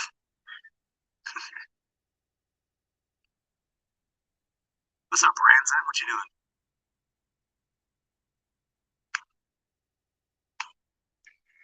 Yeah, well, we can laugh at people who believe in mainstream science that does religion. What we're going to find out is that stuff in religion is more esoteric, connected to the stars, the human body, states of consciousness. It's a philosophical book. It's a psychological book. It's a map of the human body, as long as we know what it's saying. And it has a little bit of historical references, a little bit. And we're going to find that to be more true. And we're going to find the scientism, that the method of science is great, but the results that we're getting, oh man, we're going to find that to be even more hysterical. I mean, it's as easy as saying 50 years ago, nobody was really, the programming was so hard, no one believed anything but this was a heliocentric flying through space marvel. It was very hard to come by people that were believing anything otherwise. Now, with the advent of the internet, access to information, and more people coming to terms with reality, we're starting to kind of comprehend that the realm that we live on is not what we've been told. The water seems to be flat, and the sun and the moon are out in the sky at the same time, and all these other little things that are going in and just becoming more obvious.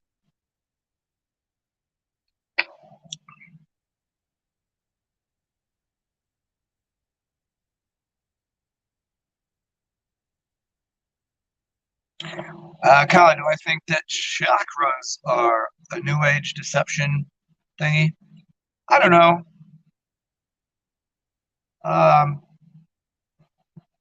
Considering they're all kind of connected to your organs, energy centers, and that they've been written about,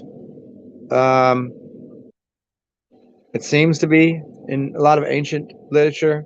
It seems to be having a little footing in traditional Chinese medicine. It seems to have footing in acupuncture, which goes back.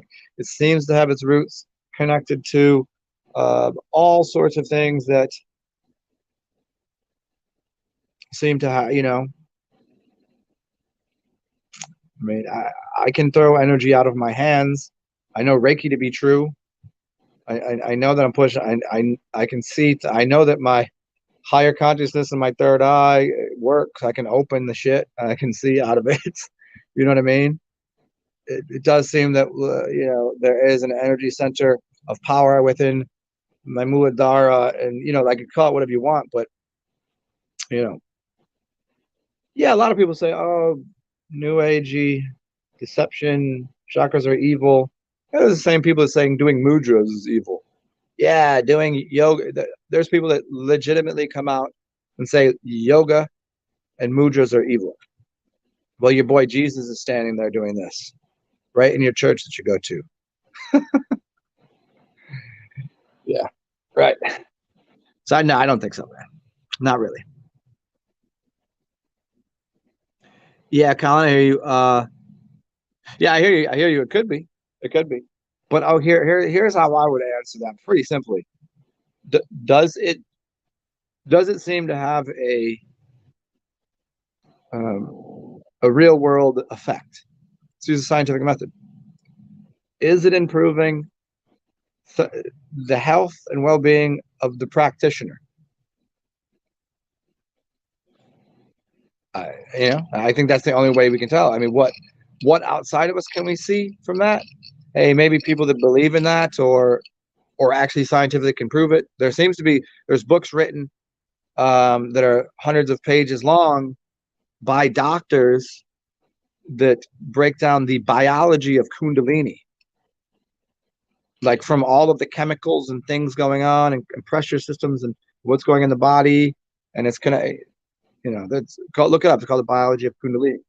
So what can we see as an outcome of somebody that studies chakras and yoga and all this?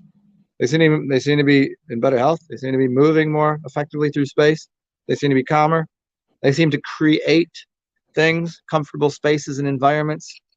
They seem to have a better disposition with the world. They seem to be doing less harm. So the real world effect is it seems to be doing something. Can we put that against? Can we check it out scientifically? Maybe their heart rate's better. Is their blood pressure down? Oh, there we go, scientifically proven. Do they need less medication? Seems like they do. They need less. It seems like are there people that are making some like things manifest into reality because of using them? It seems so. A little more hard to verify.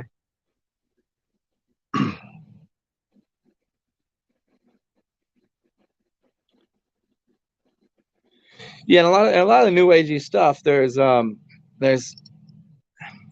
stuff that's ancient, but the new age has attached itself to it and turned it into the new agey bullshit, the hocus pocus.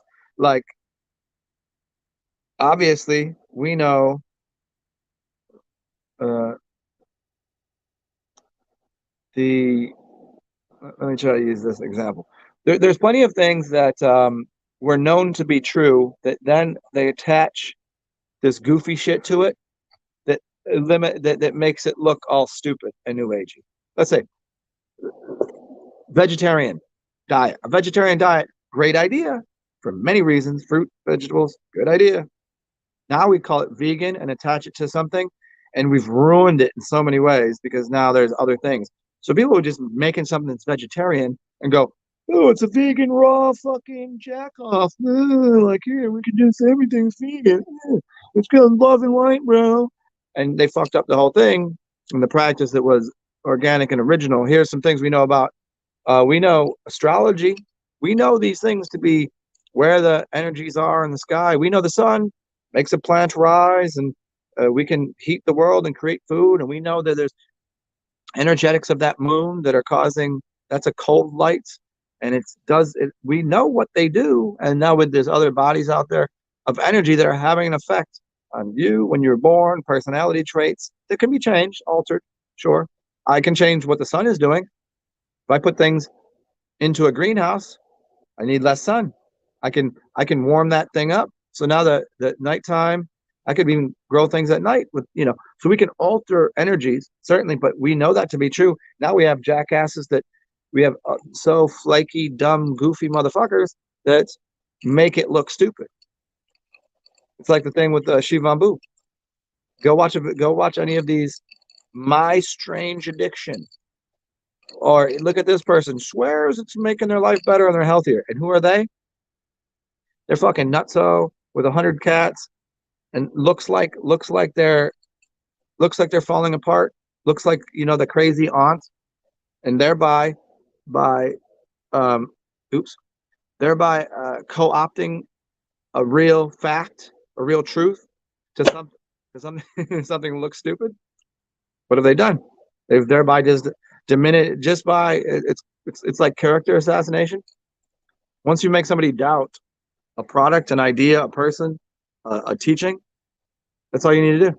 Put doubt in their mind, and then all of a sudden, it's eliminated. It doesn't eliminate its fact or its truth. It just eliminates what people's perception of it is, and perception becomes everything. What do you think they did? What do you think they tried to do with alternating current versus direct current? Remember? Oh, it's killing animals. What do they try to do with electric cars? Why do you think we're not using electric cars? They rid it. They got the perception, public perception. Doesn't change the truth of it.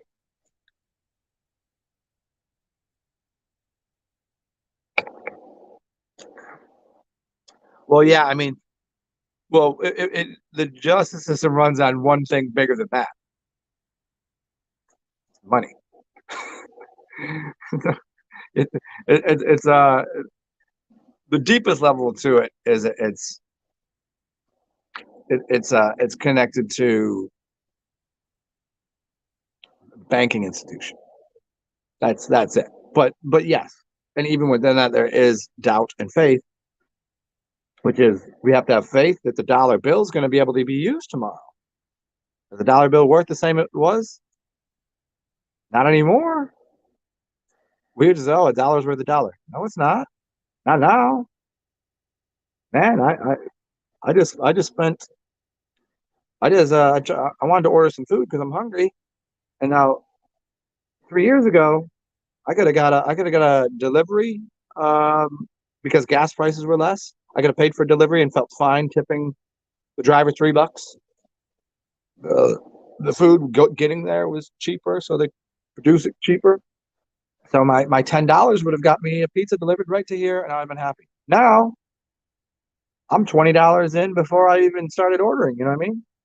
Now there's a fee connected to it, delivery charge. I got to tip the person better because I know they're putting more gas in their car. The pizza's more expensive because getting the product there is all that's more expensive. So, yeah,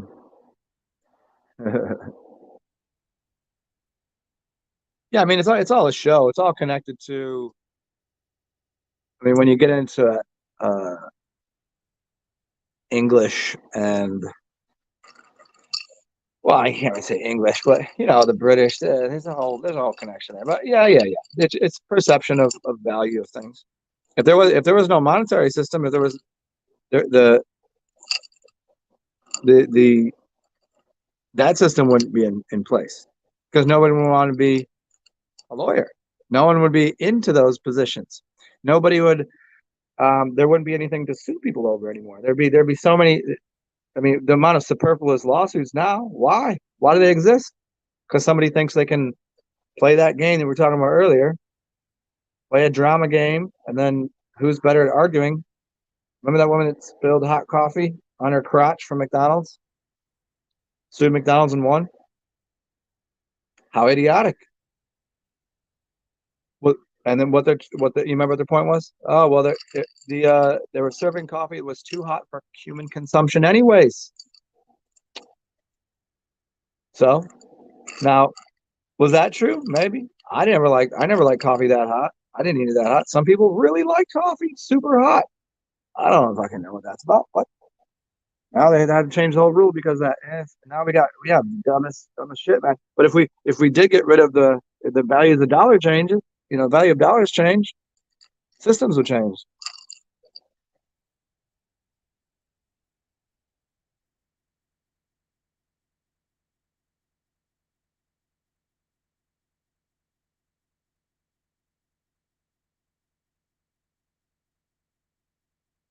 Colin, back to zombie apocalypse, season 4, the tower, and zombies. I mean, hey, your boy, what the hell's his name on Instagram? He's on YouTube now too.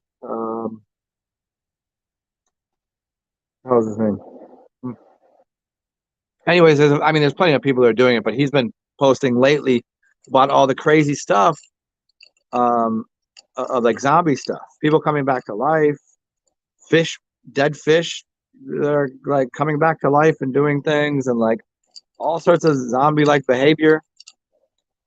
Now, granted, in one sense, these people are this is on news station, so it could be faulty. But in another sense, I know you've been seeing these people out here that are just acting foolish. You just turn on your memes and your Instagram and your YouTubes, and we're talking about real people just out there acting a fool, completely zombie like.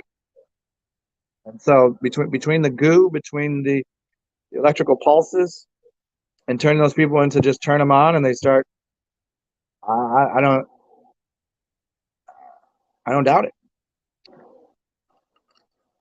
And again, when we've been primed and prepped for it, in one sense we're projecting the reality in one sense, but in another, so they're priming us, but they're also giving us like, hey, this is what's going to happen, whether it's organic or inorganic, it doesn't matter.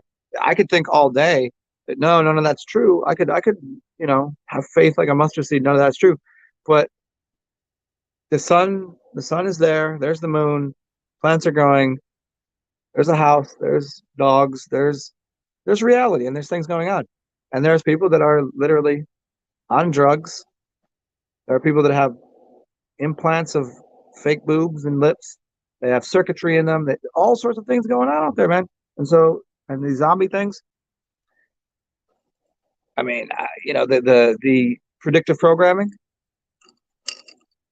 doesn't matter that if it's like, no, everything's mental, and we're even if so, I'm not gonna I can't I'm not gonna outweigh 10 million people that are already infected and then believe it. My belief is not. I can't. So what we have the capacity to do is go, okay, how do you deal with zombies? I already got it worked out in my head. Why and also, why would they have so many zombie movies? You think just out of nowhere they just came up with that? Let's keep doing that. There must be something connected to reality. There must be some correlation to something that we know.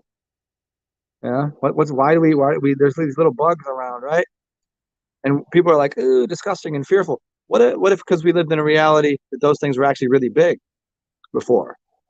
And maybe they were hunting the world, maybe they overtook the world. Who knows? So maybe there's something in our psyche, something in our ancestry. So you go, oh, even though it's a little bug, step on that fucking thing, kill it. Because we knew they were here to infect or poison, whatever.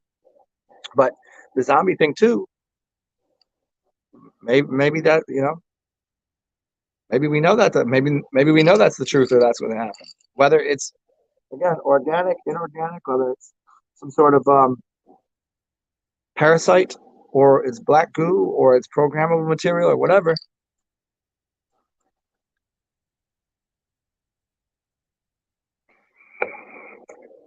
I would what's funny? I used to never watch those zombie movies, um, because they freaked me out. And then one day, when I started looking at TV different, I go, okay, I'm watching all this stuff that used to be kind of scary to me. And it's no longer scary to me because I look at it from a point of, what do I have to learn here? What am I looking at? I turned the TV on and became 100% objective about it. What is it saying? What's the coding? What's the why are they putting that number there? What's the thing over here? Because they're clearly doing that on purpose. What message are they trying to convey? And then you know there there was something that when I was in Baltimore, I worked at the airport, and all these people would always say there was language they would use. I kind of the people from the ghetto in Baltimore. They would never say, "What are you watching?" We'd be downstairs watching TV. They wouldn't say, "What are you watching?" They said, "What are you looking at?" And it always kind of struck me. Why don't they say watching? Why are they saying looking at? And it became apparent that their perception was that they're looking at a television and it's separate, that they're looking at it. It's like this. If you're watching something, you're in there invested in part of where, like, see people that are breathing all heavy and they're invested in their part of the thing. They start mouth breathing and they become hypnotized. These people, I could tell, were not hypnotized by it. And their language displayed that by saying, what are you looking at? It's a movie. I've seen the shit. So I started looking at movies. You look at it. It has nothing to do with me. What is it trying to tell me? Do share the zombie thing? Well, I'll tell you from my perspective. Through all the movies that I've watched and just what it appears that will happen. Should I start another? Okay, I guess there's enough people here now. I can just video kill the radio. Start with parcel. Okay, there's enough people here now. I was going to start it from the beginning, but fuck it. Okay, let's just put the whole thing together. There's the chaos of the world, the reset, plasma apocalypse, whether it's organic or inorganic, computer systems getting fucked up. Obviously, economies are crashing as we speak. We're in the middle of it, and motherfuckers don't even know. Like, they really don't even know. You think this is just it's called hyperinflation and shit. There's lots of things going on. There's going to be all sorts of things that are going on with electricity, with things falling over, floods. Didn't anybody see Pakistan? What is it, 30 million people that flooded out? Like, thousands of people are dead from mud floods. Go check it out. Again, I don't take what I see on the media, and it's not even that popular media. I had to search for it. Shouldn't that be known to everybody? Nobody knew about this shit. And again, that numbers could be wrong, could be inflated, could be whatever. But I've been around places that I've seen some natural disasters or unnatural disasters, and they might be propping up the worst areas of it, but it's definitely going on. I've been in a flooded city. I've been without power for weeks. So I know these things are true. So now going into this plasma apocalypse, zombie apocalypse, power grids going down. There's going to be a lot of things that are happening at once. The access to food, them turning out, what up, Mr. Mannion? Access to food, ability to access it, because of if your computer ain't working, internet ain't working, you got no power, how are you buying anything? If they've already screwed up the dollar value, even if you had dollar bills, it'd be hard to buy things. And after a while, you can't go to the bank can't open, because the bank would be giving you dollars for electronic currency, which you can't even access. So that's going to be a whole thing. Then their order system based on computers. These trucks need gas, the whole thing.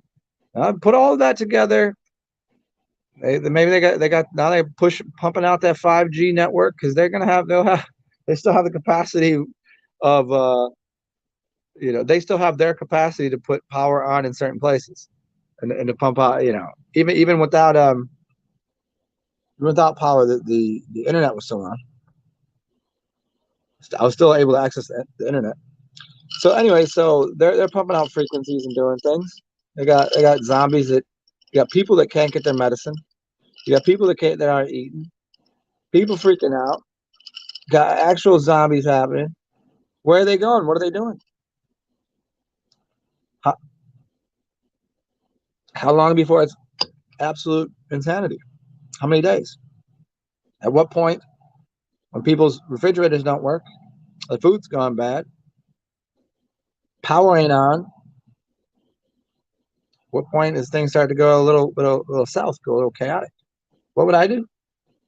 Well, as I've pointed out before, there's not a really good reason to go and just unravel your life from where you live and go live in the mountains or in the a rural area, because again, if you go to a rural area, if something major happens, everyone from the outskirts that in the city, they're going to start to dissipate to go find food. So you're going to be out there with your farm. Where do you think these people are going? They're coming to your motherfucking farm.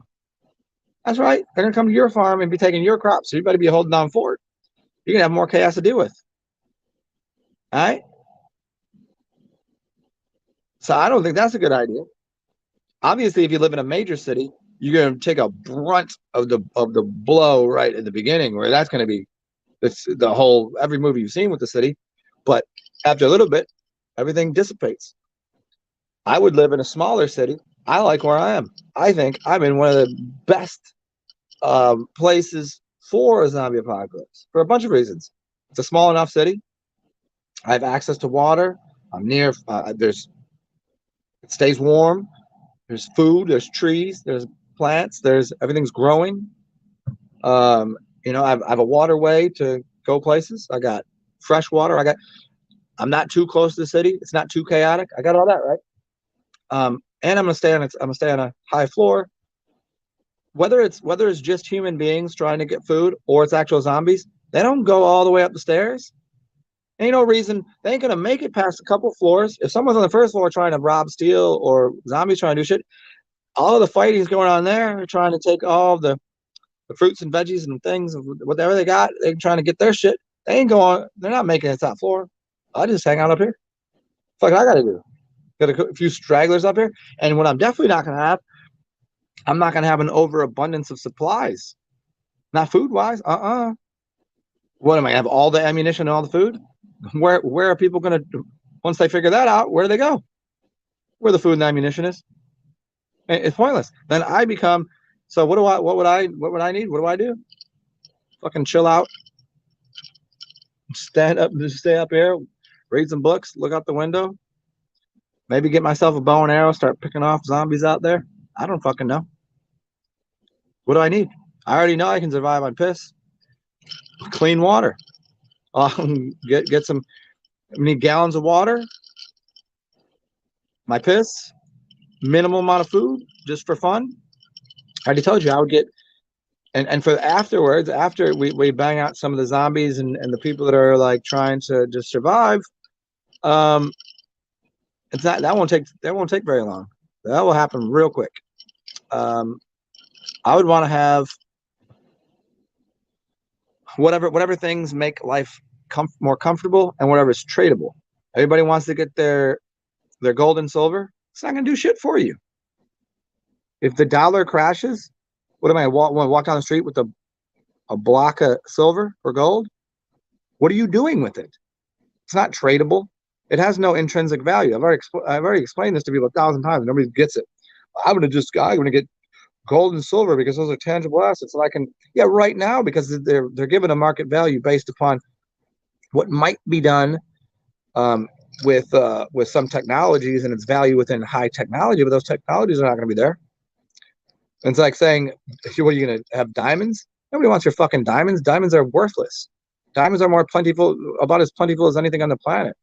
They're artificially raised in price. There's nothing very valuable about a diamond. Nothing very valuable about gold so your gold and silver reserves are stupid. What would you need? You'd want tobacco, weed, chocolate, clean water. These things. What are the basic fundamental things that easily carry, you can easily trade, carry, people desire, and liquor. That's what you need. Medicine, drugs, those things will be very, very important.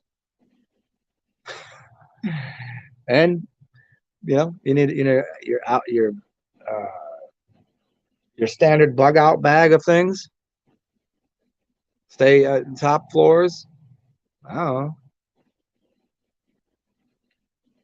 Zombies, dog. I don't know. You're gonna have to have fun. It's what's always funny in the zombie movies.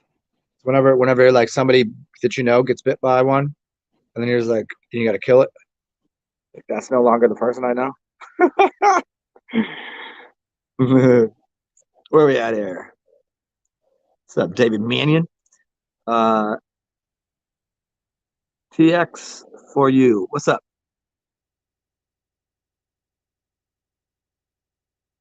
Oh yeah, there we go. The toilet paper. There we at. What's up, TX? I'm guessing that's Texas.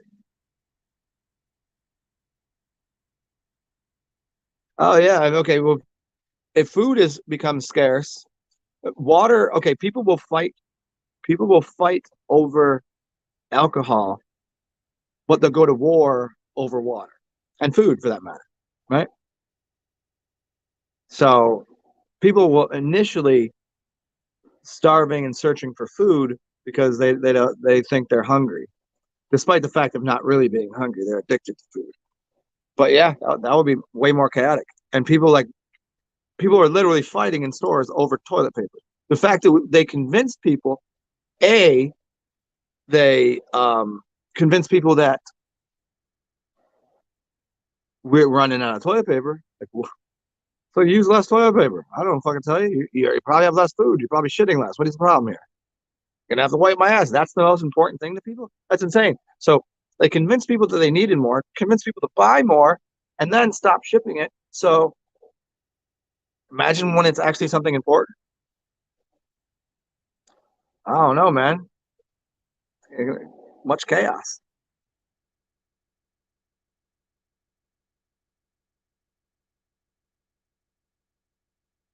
Oh shit, David. Two mates in Ireland. Nah, shit.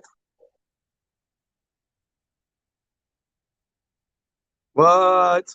Yeah, I've been hearing about that in other countries, man. That I seen some bills for some places. I don't remember where, but of some places in smaller towns in Europe that like basically were saying, I don't know what I'm like a coffee shop or something, and they showed a bill for something absurd, like $3,000. They're like, normally my bill was like maybe 1,000 because I'm a coffee shop, I got electricity. They're like, and they're like, the problem is not that it's like, of course this is way too expensive. I can still operate, but this is crazy.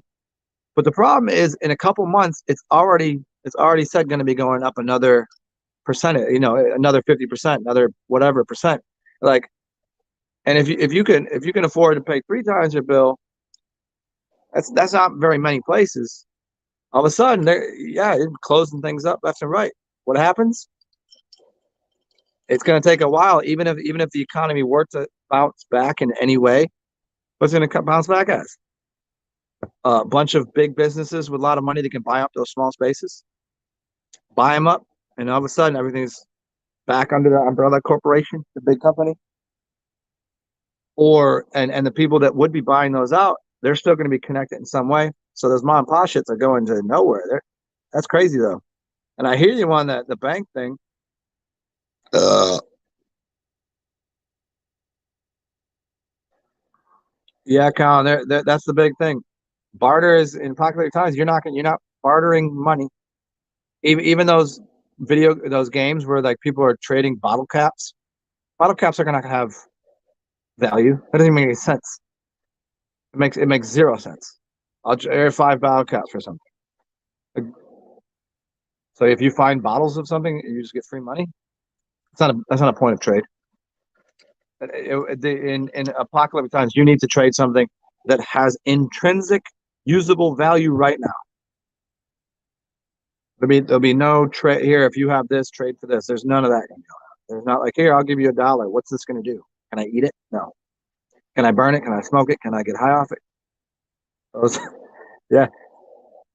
Clean water, tobacco, weed, alcohol, chocolate, food. That's it. You gotta get your Maslow's. You gotta talk to Maslow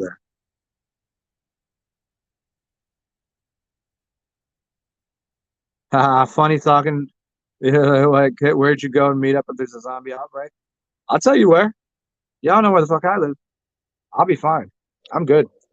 I mean, I'm not prepped for it completely. Like I didn't do all the like end of the world prep work shit. Because I assume if I'm supposed to live through it, I'm gonna live through it. I have that much confidence, faith, whatever, in myself or whatever the reality is that it does not stress me too much. And I'm also not hoping for it, but I'm kind of like all everything is kind of pointing in that direction, ain't it? It'd be wild if it happens. If you watch the movies and you're like, oh man, I would totally fucking love to fight some zombies. You sure, dude? You sure you want to do that? Have you ever taken a hammer to someone's skull before? I don't think you have. I don't know if you really want that. I don't care even if it is a zombie. So I mean, there's all of that is going to be going on. But I'm kind of I kind of think I kind of my assumption is this that most of the chaos and the it will happen very quickly amongst the people that are in that area. Like the zombies would be what's stopping zombies from taking other zombies out, unless it is computer programmed or whatever. It's going to be the people in the poorest of areas with the most. I don't give a shit anyways. Probably have more weapons. They'll be taking out the zombies to begin with, and then you got people that are the more richy people. They're going to get eaten up and killed pretty quickly, and then the humans will take over their spots. They'll be living in the where oh well look at this here's Mr. Johnson. He got the $2 million house. Everything's prepped, kitchen's all in order. They're just gonna take that house over. Zombies, we just marked all the zombies. I think that would be the trade. And then you just I think it's gonna just trade where population is. And we're just gonna have a lot of dead zombies in the streets that now that's something in all the zombie movies. You never see you see them traveling around, right? And you never see the dead. You see the giant zombie things coming through, but you never see them dead. Like next time they're walking around, where's all the dead zombies? They just killed all these motherfuckers. Where do they put them? What do they do with the bodies? They're just gone. The next show, they're all gone. Next season, where do they go? And even they never show you where's all the animals now that are the animals get away from the zombies? They're not going to be eating the bodies. Are they cadavering? What's happening here? Just a couple questions. They never show those. But like, hey, I mean, imagine that. I mean, streets going to be filled with dead bodies. The stench. Ugh. That's another thing that's going to move people too. Just the general smell. Just be leaving. What up, Texas?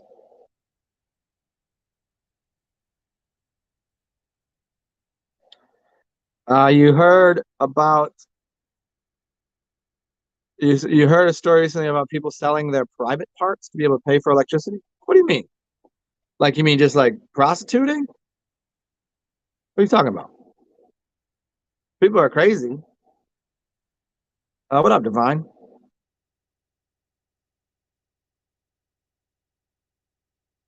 Hey, Divine Dispenser. I need hope, not despair. I don't know. I don't have either. I don't have hope for the majority of humanity. I think most of humanity is toast. I don't think they're alive anyway. I don't really have despair. I'm not. It's kind of you know. It's a zero sum game. Let's have some fun while we're here. Not in despair, apathetic, but I don't really have hope. Hope for what? Hope is fucking dead, dog. Hope hope is for people that have given up all semblance of reality. Hope and faith. Yeah. Hope in one hand, shit in the other. See which comes through first. you know.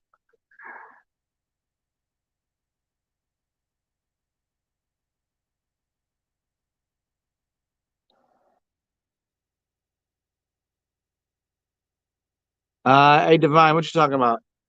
You just took a weird turn here. Q posts are legit. Are you saying this is a joke? And Andrew Tate, I've already discussed both of those things. Yeah. Well, I mean, yeah, I'm sure that the new world will look nothing like satanic world. Yeah, I don't think so. I think whatever major scenarios change, like in the other side of it will be way cooler, way more better, of course. But the onslaught of stupidity, we're already immersed in stupidity. We're already surrounded by NPCs and robots and vampires and all sorts of whatever weird shit's going on. It's already everywhere. So I mean, it's just the I think it will be the in a sense if you're sick, you got to shit things out, you got to vomit things up, you got to burn things off. If you're parasites, like the parasites will some way somehow die, whether in the body or outside of the body, as within so without kind of thing. What's up, Frank?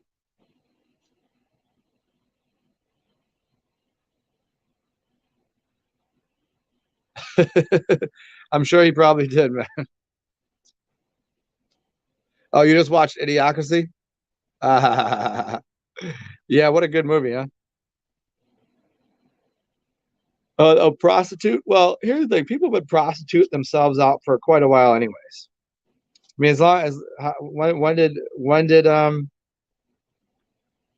dating apps turned into basically prostitution apps, and then at first they were using what Instagram a little bit, and then they went the route of just doing the whatever that other shit's called, OnlyFans and those kind of things, and yeah, chicks been out here prostituting for a while. And once the internet came out, man, chicks became full unadulterated prostitutes. No longer could you just have the ethical slut. No longer could you just have the morally bankrupt a whore. No longer do we have these, just hey, I'm just free and I'm polygamous. I like to have multiple partners. You can't. They don't exist no more. Now it's every one of these chicks out here is almost certainly some type of prostituting themselves for money, for new clothes, for food, and some of it is because it's easier. Some of it's because they make more money, but a lot of it now is more because it's hard out here in these streets, man. It's hard here in the city. It's hard to get a job. It's hard to make enough money to even pay rent. Understandable. But they're it's the amount of chicks that I'm like, huh, what's the chances that you're dating a chick? What's the chances she doesn't have an OnlyFans? What's the chance she's not doing something to make money on the side? A couple chicks that I dated that when I first started, I'm like, huh, where's your money coming from? And I was like, oh, of course. I mean, I should have known right away. I was like, oh, you super sexy. Oh, you just like this? You're kind of flirty? Oh, I should know. Prostitution is subjective? No, it's not. Prostitution is an absolute. Everyone, look, everyone's a prostitute. They're prostituting their time and energy to do things they don't want to do to make money.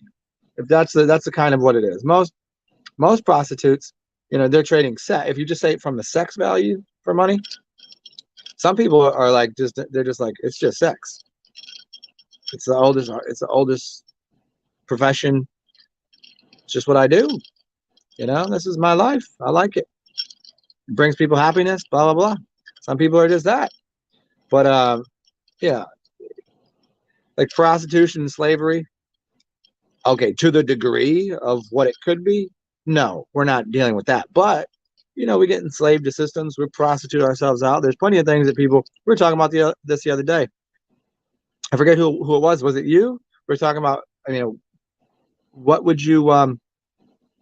There are people right now making $80,000 a year as a veterinarian or working on a farm, and their job is to, as we were saying the other day, to jerk off horses. Jerk off horses. Now, what would it cost for you to jerk off a horse? And they do that. They do that like as a job, as a profession. They're making horse babies, and the way they do it is they grab and start fucking. We're saying so that to me that's disgusting, well beyond prostitution. I think that's filthy. How much would it cost? You would, but if somebody says, I'll give you $1 million to do this once, I don't know.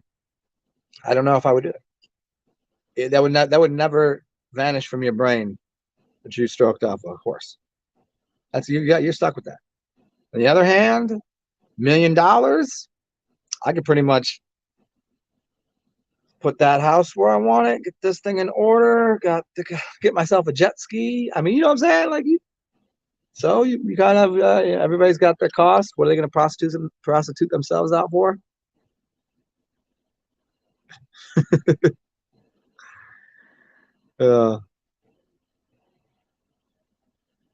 Oh yeah, if you bring a camera with you, then it's pornography or art. It could be, yeah.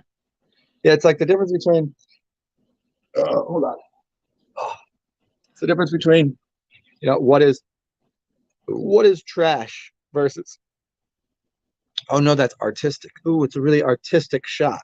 The girl goes, oh no, I'm just I do artistic work. So it's like it's a nice room. It's got lighting, soft fabrics, shadows. This is artistic. It's classy. She drinks a glass of wine. Afterwards, they use oils and rub down sex. We don't put that on there, but it's classy pictures. Ain't no different than lights on. It's in a garage. I don't give a fuck. Let's cover you in marshmallow pudding and there's a fucking fuck fest in here. And we say all that. Same fucking thing. That's subjective in that way.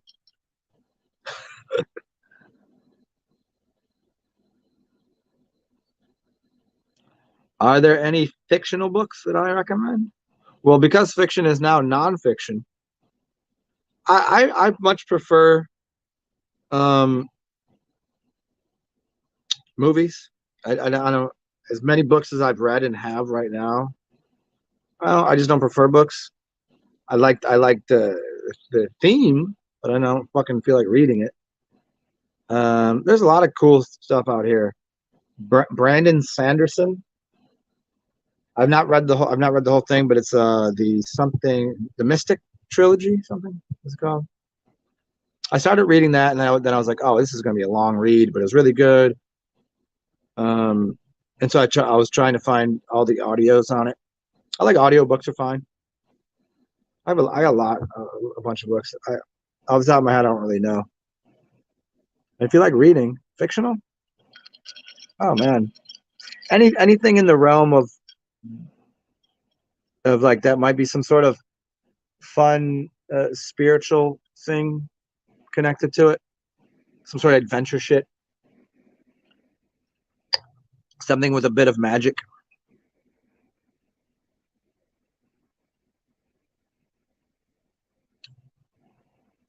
Texas, what you talking about? I'm putting what together through medical school. Oh yeah, no man, they're just putting themselves through medical school. Yeah, right.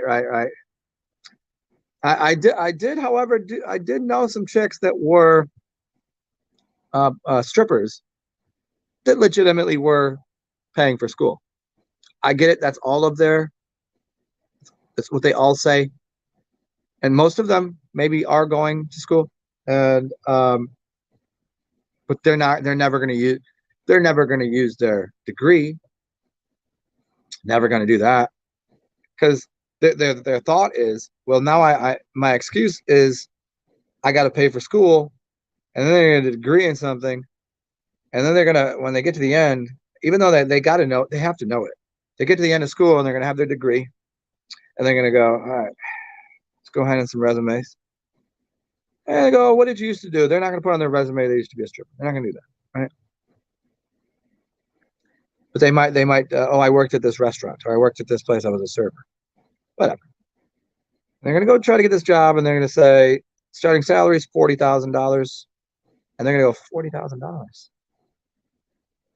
knowing damn well that's what the starting salary is gonna be, and go, ooh, I make how much a night stripping?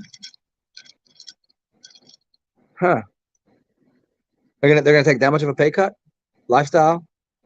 I can work. I ain't even really got to work. It ain't even that hard. It's kind of fun. I feel free and expressive.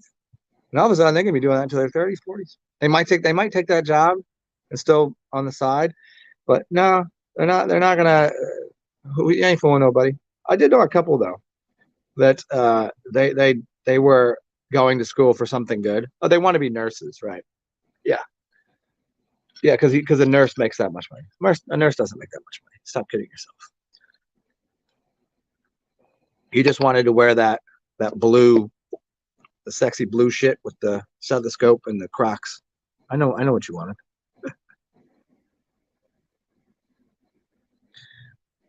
Divine, how is the food in New Orleans for a vegan? Surprisingly, recently, there's quite a big. It took over everywhere. You know what I mean? I didn't take over, but the amount of places that you can find vegan stuff or that is on that vegan train, there's quite a bit. It was at first when I first moved here, when I was hardcore vegetarian, it was a little bit difficult to find great vegetarian food. There's always options because there's vegetables on the menu, but and then as it became like the vegan thing became kind of super mainstream, there became more places that were offering vegan, vegetarian type options here. But by that time, I'd already gone the route of saying, "Fuck it all, I'm eating what I want." So I don't really look out for it anymore. You know what I'm saying? But I do notice that there's a lot more restaurants that have it. I'd stroke a horse for $1 million. I don't know, man. I think that if someone said it to me, I would give it thought. I would give it thought. If they put $1 million in front of me in a briefcase, and so there you go. It'd be close to like I'd be in the 90 percentile. You know, it's like would you punch your mother in the face for $1 million? Guess that depends on how much you like your mother. Some people would be like, "Fuck, I do it for free."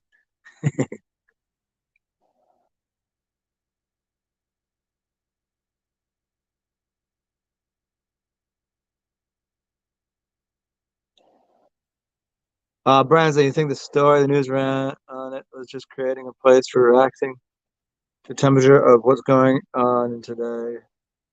Oh yeah, for sure. I mean, that's what they use the news for now. It's to propagate what they can see, how people what they're going to talk about. It's basically just real time water cooler. Like is our programming working? What are they talking about, and how are they talking about it? Are they just repeating talking points? Or are they giving actual thought to what was going on, what was said?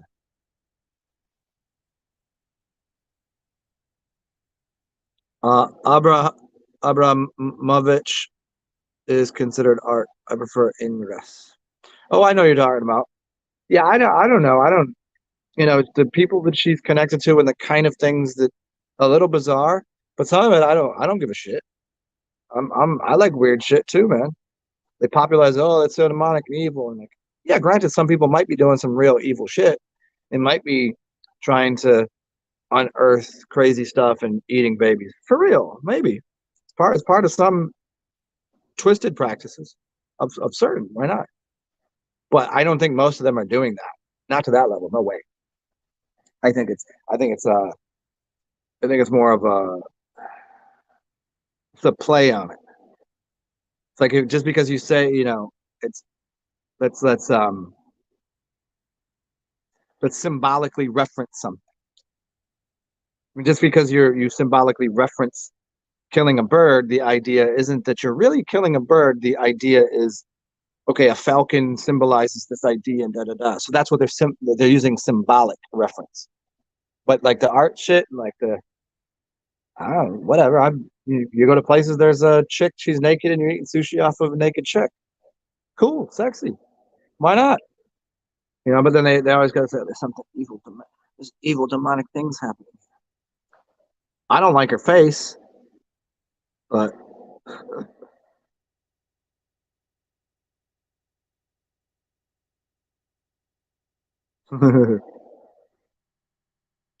any movies that you've seen?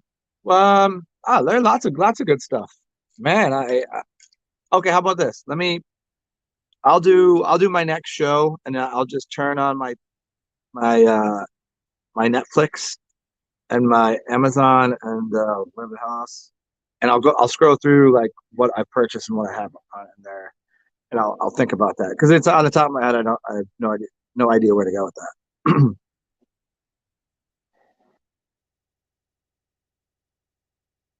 Divine Dispenser, Abrahamovich is a Charlie. I mean, here's what I know for certain that you don't know. You don't know that. It's all an act. It's all a show. Perhaps, maybe, but you're talking about how many steps are you removed from that person? You are so many steps removed. You might say 7 steps, but you don't know. Some of these people, I don't doubt it. I don't doubt they're probably doing some fucked up things, but most of the magic that is done in black, white, or other occulted shit, it is tends to be not as absurd as hoodoo, where you're actually cutting open a chicken and using its blood, but a lot of it is symbolic references of things. And I don't, I don't agree or disagree with that. I just don't know I never hung out with it. I can make no assessment. It's like watching, how these people say, oh, that person's like this in Hollywood. Like, where are you getting the thing I always have for people that take a hard line on shit like this is you realize where you're getting your opinion from is the same people that are connected to the people that are doing it. Like, if the media is telling you about what Hollywood's doing, Hollywood is the media. So either they're telling you to misdirect you, they could be falsifying it. Or they might be really doing it and is laughing, or they might not be doing it to say, see, look at how we can easily sway you to believe something that's not true. So now you believe all this. Oh, they're evil. They're killing babies. They're sucking the blood out of the innocent, and they're doing all this and I know it because who told you so? Well, the people that they said it too. What if they're lying to make you all like weird and scared and fearful of these things? Maybe that's my position on it because I personally don't know anybody that's done any of these things. I know people that practice all sorts of magic. I know people that are somewhat famous. I know some people that are in the movies, and as far as I know about them, pretty cool people. Man, I don't see them sitting out there trying to suck blood. I don't know what the fuck. Maybe they've been in some orgies. Maybe I've been in some orgies. I don't know. They have done drugs. I don't fucking know. You know what I mean? Like who fuck cares? If they are, the step beyond that must be understood again with all of the things, the Hollywood, the media, the politicians, whether or not any of it's true. And most of it I don't believe. I think it's just an act. All of these, oh, we got these bad guys. Nothing happens to any of them. And even if it were to happen, the possibility 99% of the time is they didn't die, they weren't killed, they just went on to a different contract, they moved to a different country, they went to a different realm, they put a different mask on, it's a different show, and the only thing they've done is change your perception of what's going on that you have no control over. That's the most important part to know about this. You can't do anything about it, and you won't. That's what they're telling you again and again. If it is happening, you're not stopping it. All you're doing is bitching about it. You're not going and finding where they're doing this and releasing and saving all the babies, are you? You're not, That's the point. And you're not going to. Or it's not happening as a frequent extent or by the people that we're being told it is. Blade Runner, I watched that. Colin, yeah, Blade Runner 2049. Yeah, I seen that one. It was really good. Which is funny because I watched it and I hadn't seen the original one, and I thought it was a different movie, and that's why I put it off watching for like a year. And then I watched it. I was like, yeah, that was really good.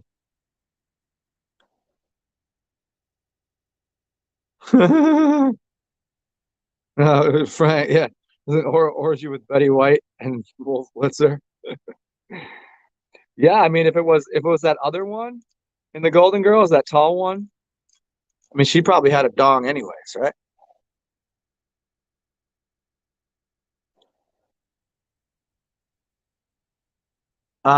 Hey, Fishhead Heathen, are you still in here?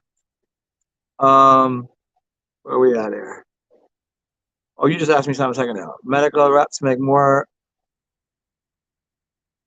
than I'm guessing money. Oh, medical reps make more than medical doctors do. Less overhead, more perks. Yep.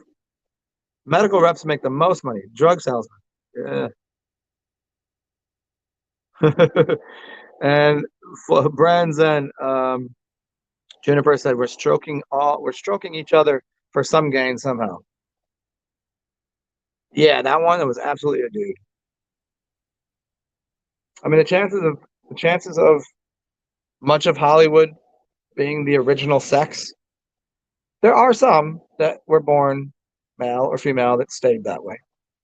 A lot of them that were uh, already going through the T cell, the trans cells, changed from one sex to another. Some were as a child, you know, chopped up, changed, installed, hormone replacement. I mean, so you can't be like, oh, these people are evil. See, that's the thing you don't understand. Like, you can't blame these people. They came out the womb. They were born into that cult. They were born into as a child. They were already mutilated and mentally traumatized. So most of these people are not, you can't be like, oh, they're a trans. Well, then they fucking are. That's just what it is. I mean, yes, when some of them choose later in life, but those are already people that have been damaged to the point where they just want to be part of Hollywood. And they'll go through anything to be part of that, to be in the club. But again, there's majority. What is it? Victoria's Secret. The secret is that they're all men. Yeah, B. Arthur. Yeah, I mean, when you look into it, it's been going on a long time. There's some really creepy, weird photos of like early days of Hollywood. Going back to whatever 20s, 30s, 40s, where you see these pictures and you're like, and they're calling it a woman, and you're like, the makeup wasn't as good as it is now, and you can tell clearly it was a man. And especially if you go farther back into acting in these troops and these crews through all of the years, they didn't allow women in theater. It was all men dressed as women. You know? And when you get into men wearing wigs in all sorts of like George Washington or people that were in those times, or getting into the legalese and all that stuff, it was taking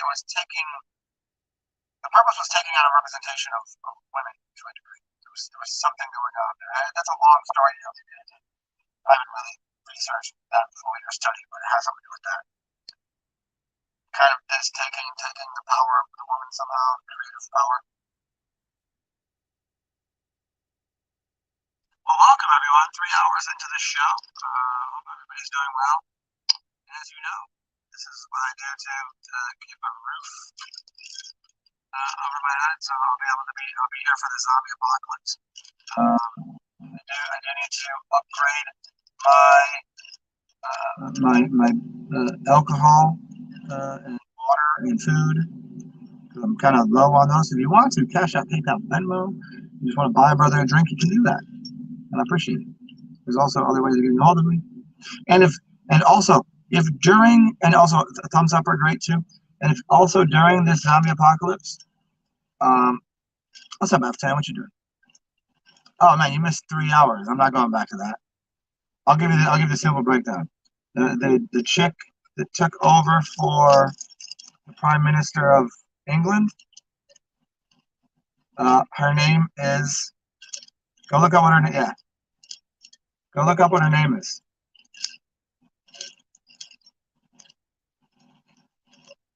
Her name is like less trust or something. And basically, if you say it, it means lost trust. That's what I got into. Yeah, lost trust. Yeah, Liz Truss. It's lost trust. And they just put that right in front of everybody's face. Yes, yeah. Good to see. Yes, you're welcome. You're welcome. Yeah, they put that right in front of everybody, and then they put. And what is that thing?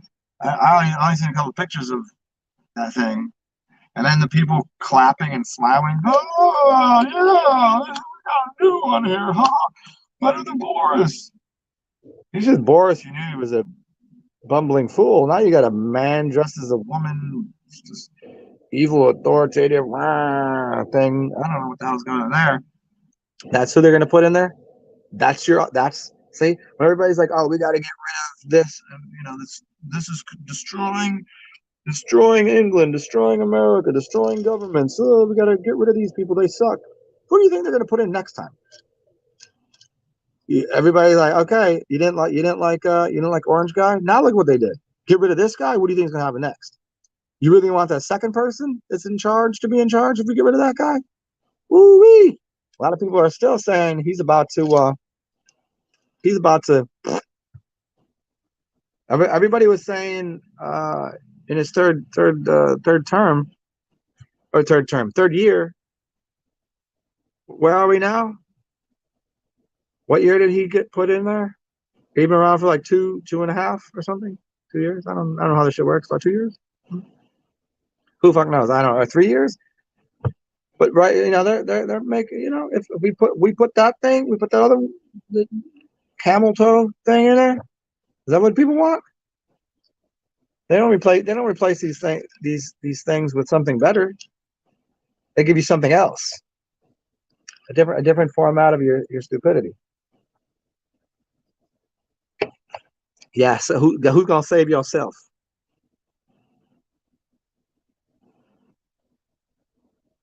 Yeah, people really do believe the political party is saving something. No, they're just altering. It's one step this way, one step this way. That's all it works. Yes, they might give you back some of the things that they took, only to take it from somewhere else. Oh, here, these people took $10 from you. We'll give you back $5. They still up $5, but then you don't notice it. But we're going to take your shoes, and your shoes were $7. And what you didn't see that happened, the trick was, oh, I got $5 back. What did you lose? Well, they took my shoes. So now you're $12 in. The other motherfucker only took you for 10. You thought you got 5, so you think you're up 5. Nope, you're down 12, honey. They do that with everything. Oh, he did this. Oh, don't worry, we'll give you that back. Because they didn't want that. They didn't want that to begin with. They wanted the other thing. Don't worry, let's fix that for you. Guy over here wants this, doesn't want this. That politician took it. Next guy comes in, yeah, you can have that back. We're taking this though. They don't care about that other thing. Now those people go, oh, last guy is giving me everything I want. Now they're taking from me. And then wait, so don't worry, we'll get you a new one in there. 4 more years, they'll give you what you think you need. Yep.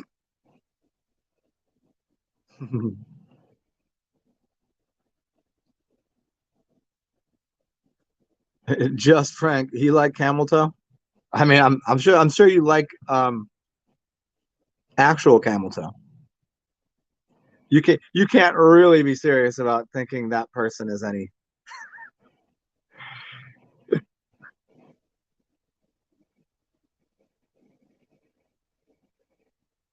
Yeah. Posturing, this side. Yeah, yeah.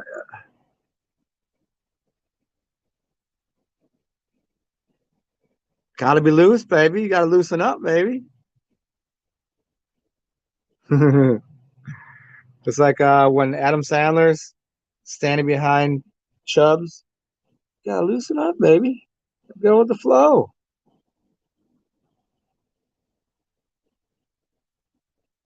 Oh yeah, yeah, yeah. I hear you. Yeah, that one is something special. Her cackle laugh. I mean, when people laugh like that, uh, it shows one of a few things. This is pretty much classically documented as psychologically there's something wrong with her.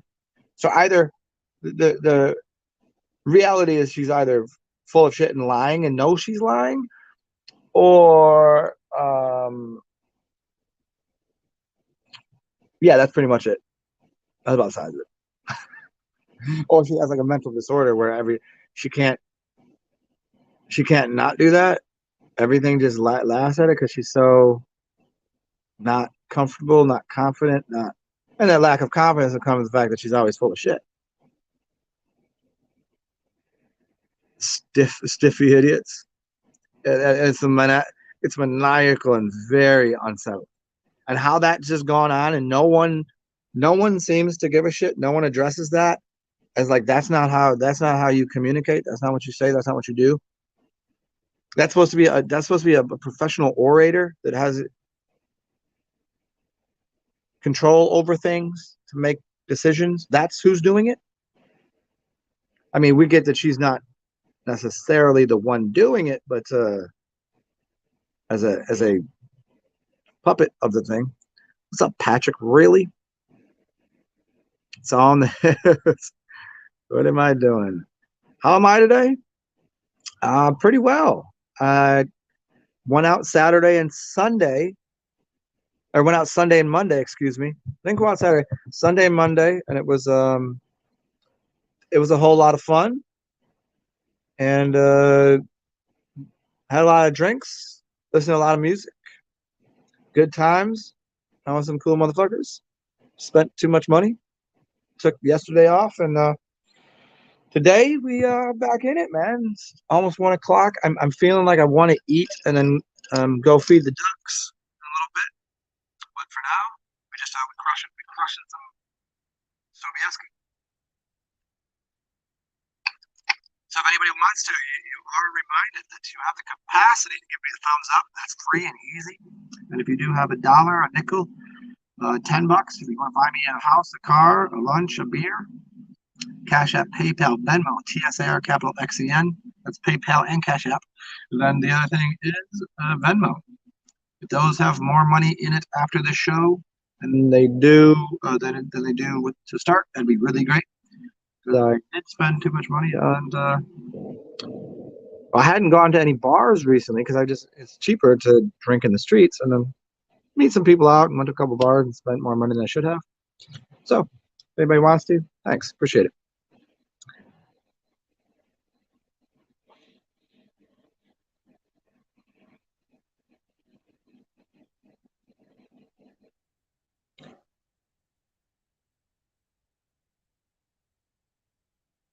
F10, when you were doing stringent self-inquiry, oh, the pressure went straight to your jaw.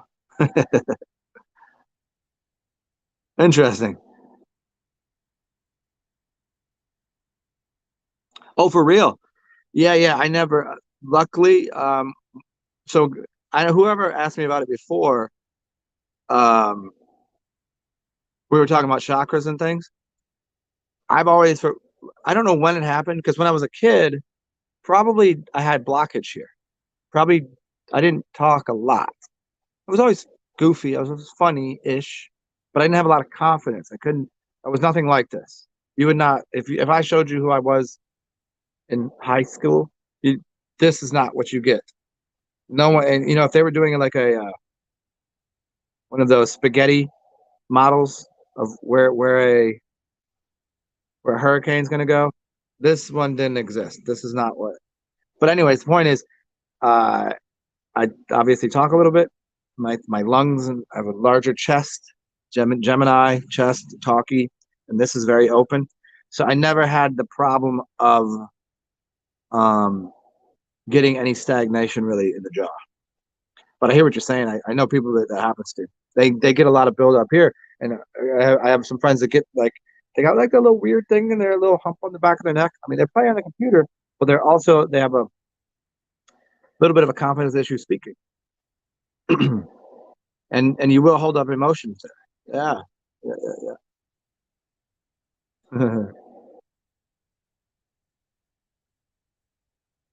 yeah. But but mentally you're sorting it out. Good, good, good. Oh yeah, yeah. Holding your ego. Yeah, for me, I'm I'm an emotional fucking. Well, not emotional. Like I because of empathy and feeling. Like I don't really care. I just if I feel like crying, like if I go and listen to music. If I listen to music that's that good, oh, I'll just start crying. So I don't because I don't really. There's no reason to suppress it. If I want to laugh, I'm gonna laugh. I'm not gonna hold back my laughter. If I have to sneeze, I'm gonna sneeze. If I gotta fart, I'm gonna fart. You know.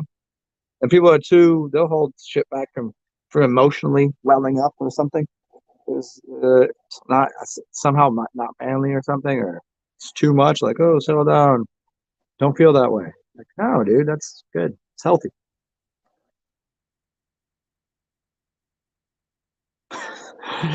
You lick your lips like a lizard.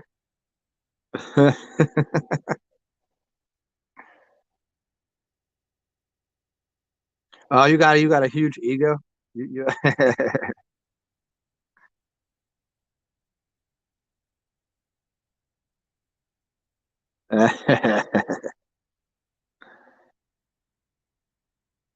Oh yeah, just Frank. Hey, if you donate to me, it'll put you in a good guy lottery. Yeah, there you go. You get a sweet t. Yeah, if you donate enough, I'll get. I'll work on getting t-shirts for everybody. I don't know what they're gonna say yet, but I'll think of something funny. I really, I should have saved. I should have saved some of my money. But you make the mistake. I went out and I was like, "All right, I'm gonna get drunk today," and then one bar. I was like, I'm just gonna go one bar, and that turns into a second place, and then I get this, and then oh, just 10 more bucks. And all of a sudden, I'm just like, I should have saved some of it to buy you guys shirts. If I would have known, no shirts quite yet.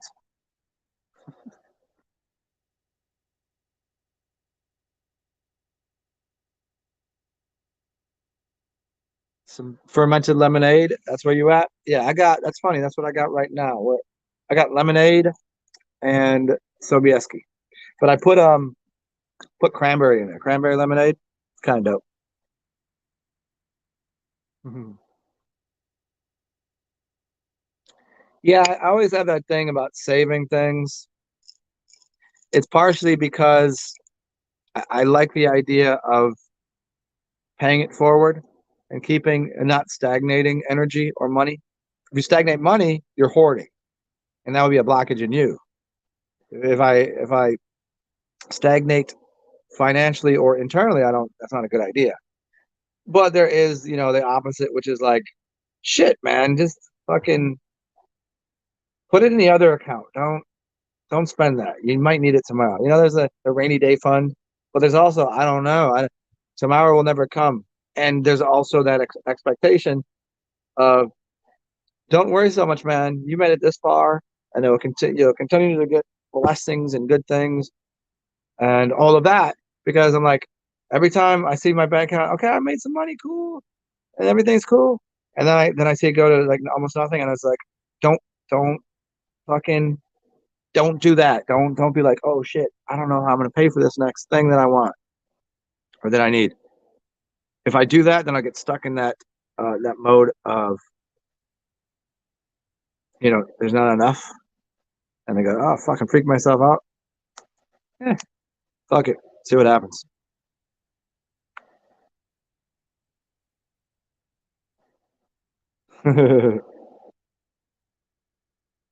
Yeah, it's the you got to have that abundance mindset that don't worry about it. That like if I go through the times I had a lot of money or times I was like teeter tottering and hand to mouth kind of shit. If I really think about it, let me do the math on this. Somehow 43 years on this realm. Okay, you give up the first 18 to your parents pretty much took care of you. Yeah, man, at 16 you get a job, and then all of a sudden, you know, it's worked out all right. I think I have to be getting better at this somehow.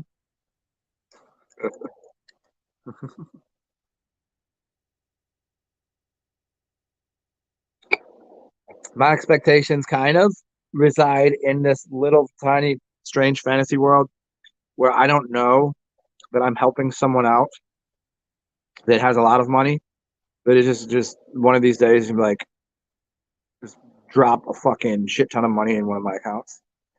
I kind of have that little back of my head hope.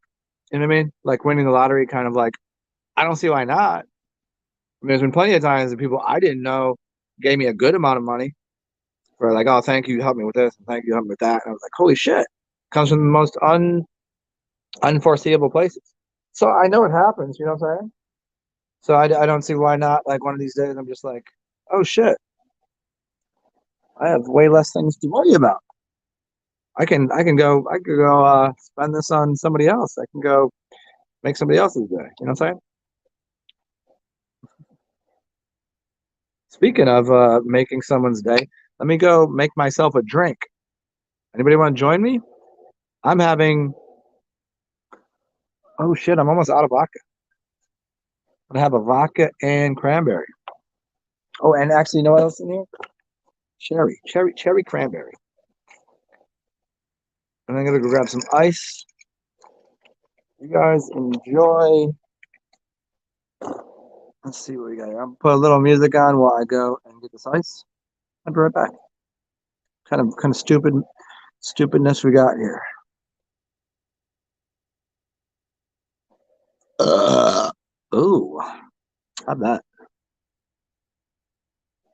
Oh, oh, there's two of them. Good shit. Hmm.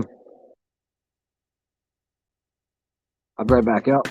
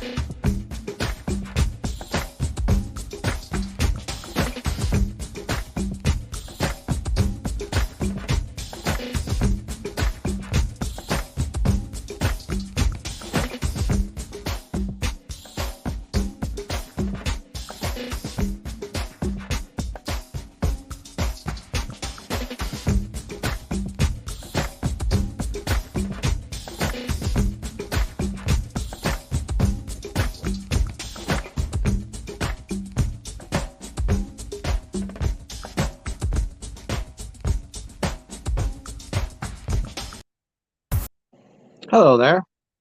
Okay, we back. Where we at? Patrick here. Patrick, really? Patrick, is that really you? Or is it Patrick R. Healy? Or is that actually your name? Or is that just like for you making some vodka too? All right, just Frank, you out of here. Go enjoy that. Peace out, dude. Have a good day. Be weird. Okay, what were we getting into here? Hour three of insanity. Hmm. What what should we what should we discuss? Hmm. maybe Wednesday, 1 o'clock. Is there anything that I needed to do? Hold on 1 second, y'all. Ooh, I do have a little bit to. I do have a email and a phone call. Okay, check it out, y'all. It's my 3.5 hours. Let me make this. I gotta email someone, and I have to let me clean up a little bit, take a shit, and maybe order some snacks because I'm hungry. But I'll be back. I'll be back. I'll try to make it. It's 1 o'clock now. I'll try to do it in the next half an hour, an hour. I don't know. Maybe I'll go and see the ducks and do it from outside. We'll see. Let me go look at the wetness outside. Maybe we'll have a day outside. But yeah, good to see everybody. Thanks for showing up. Thumbs up are always welcome. Dollars are welcome. Cash App, PayPal, Venmo. There's the description box. There's the thing on the bottom of the screen. There's my email, my Instagram. There's my WordPress. There's all that shit. You guys know the rules to life, which are have fun, enjoy yourself, be weird, be yourself, because everyone's already taken, that kind of stuff. If you do have extras, share, Help out a neighbor, help out a goofball, help out me if you can. Yeah, I'm gonna go find myself a snack. And F10, I'll answer that next show. But would I write a book? I've already started writing a book so many times, but it just takes too long. I just end up finding the simple thing is I don't think so. Maybe.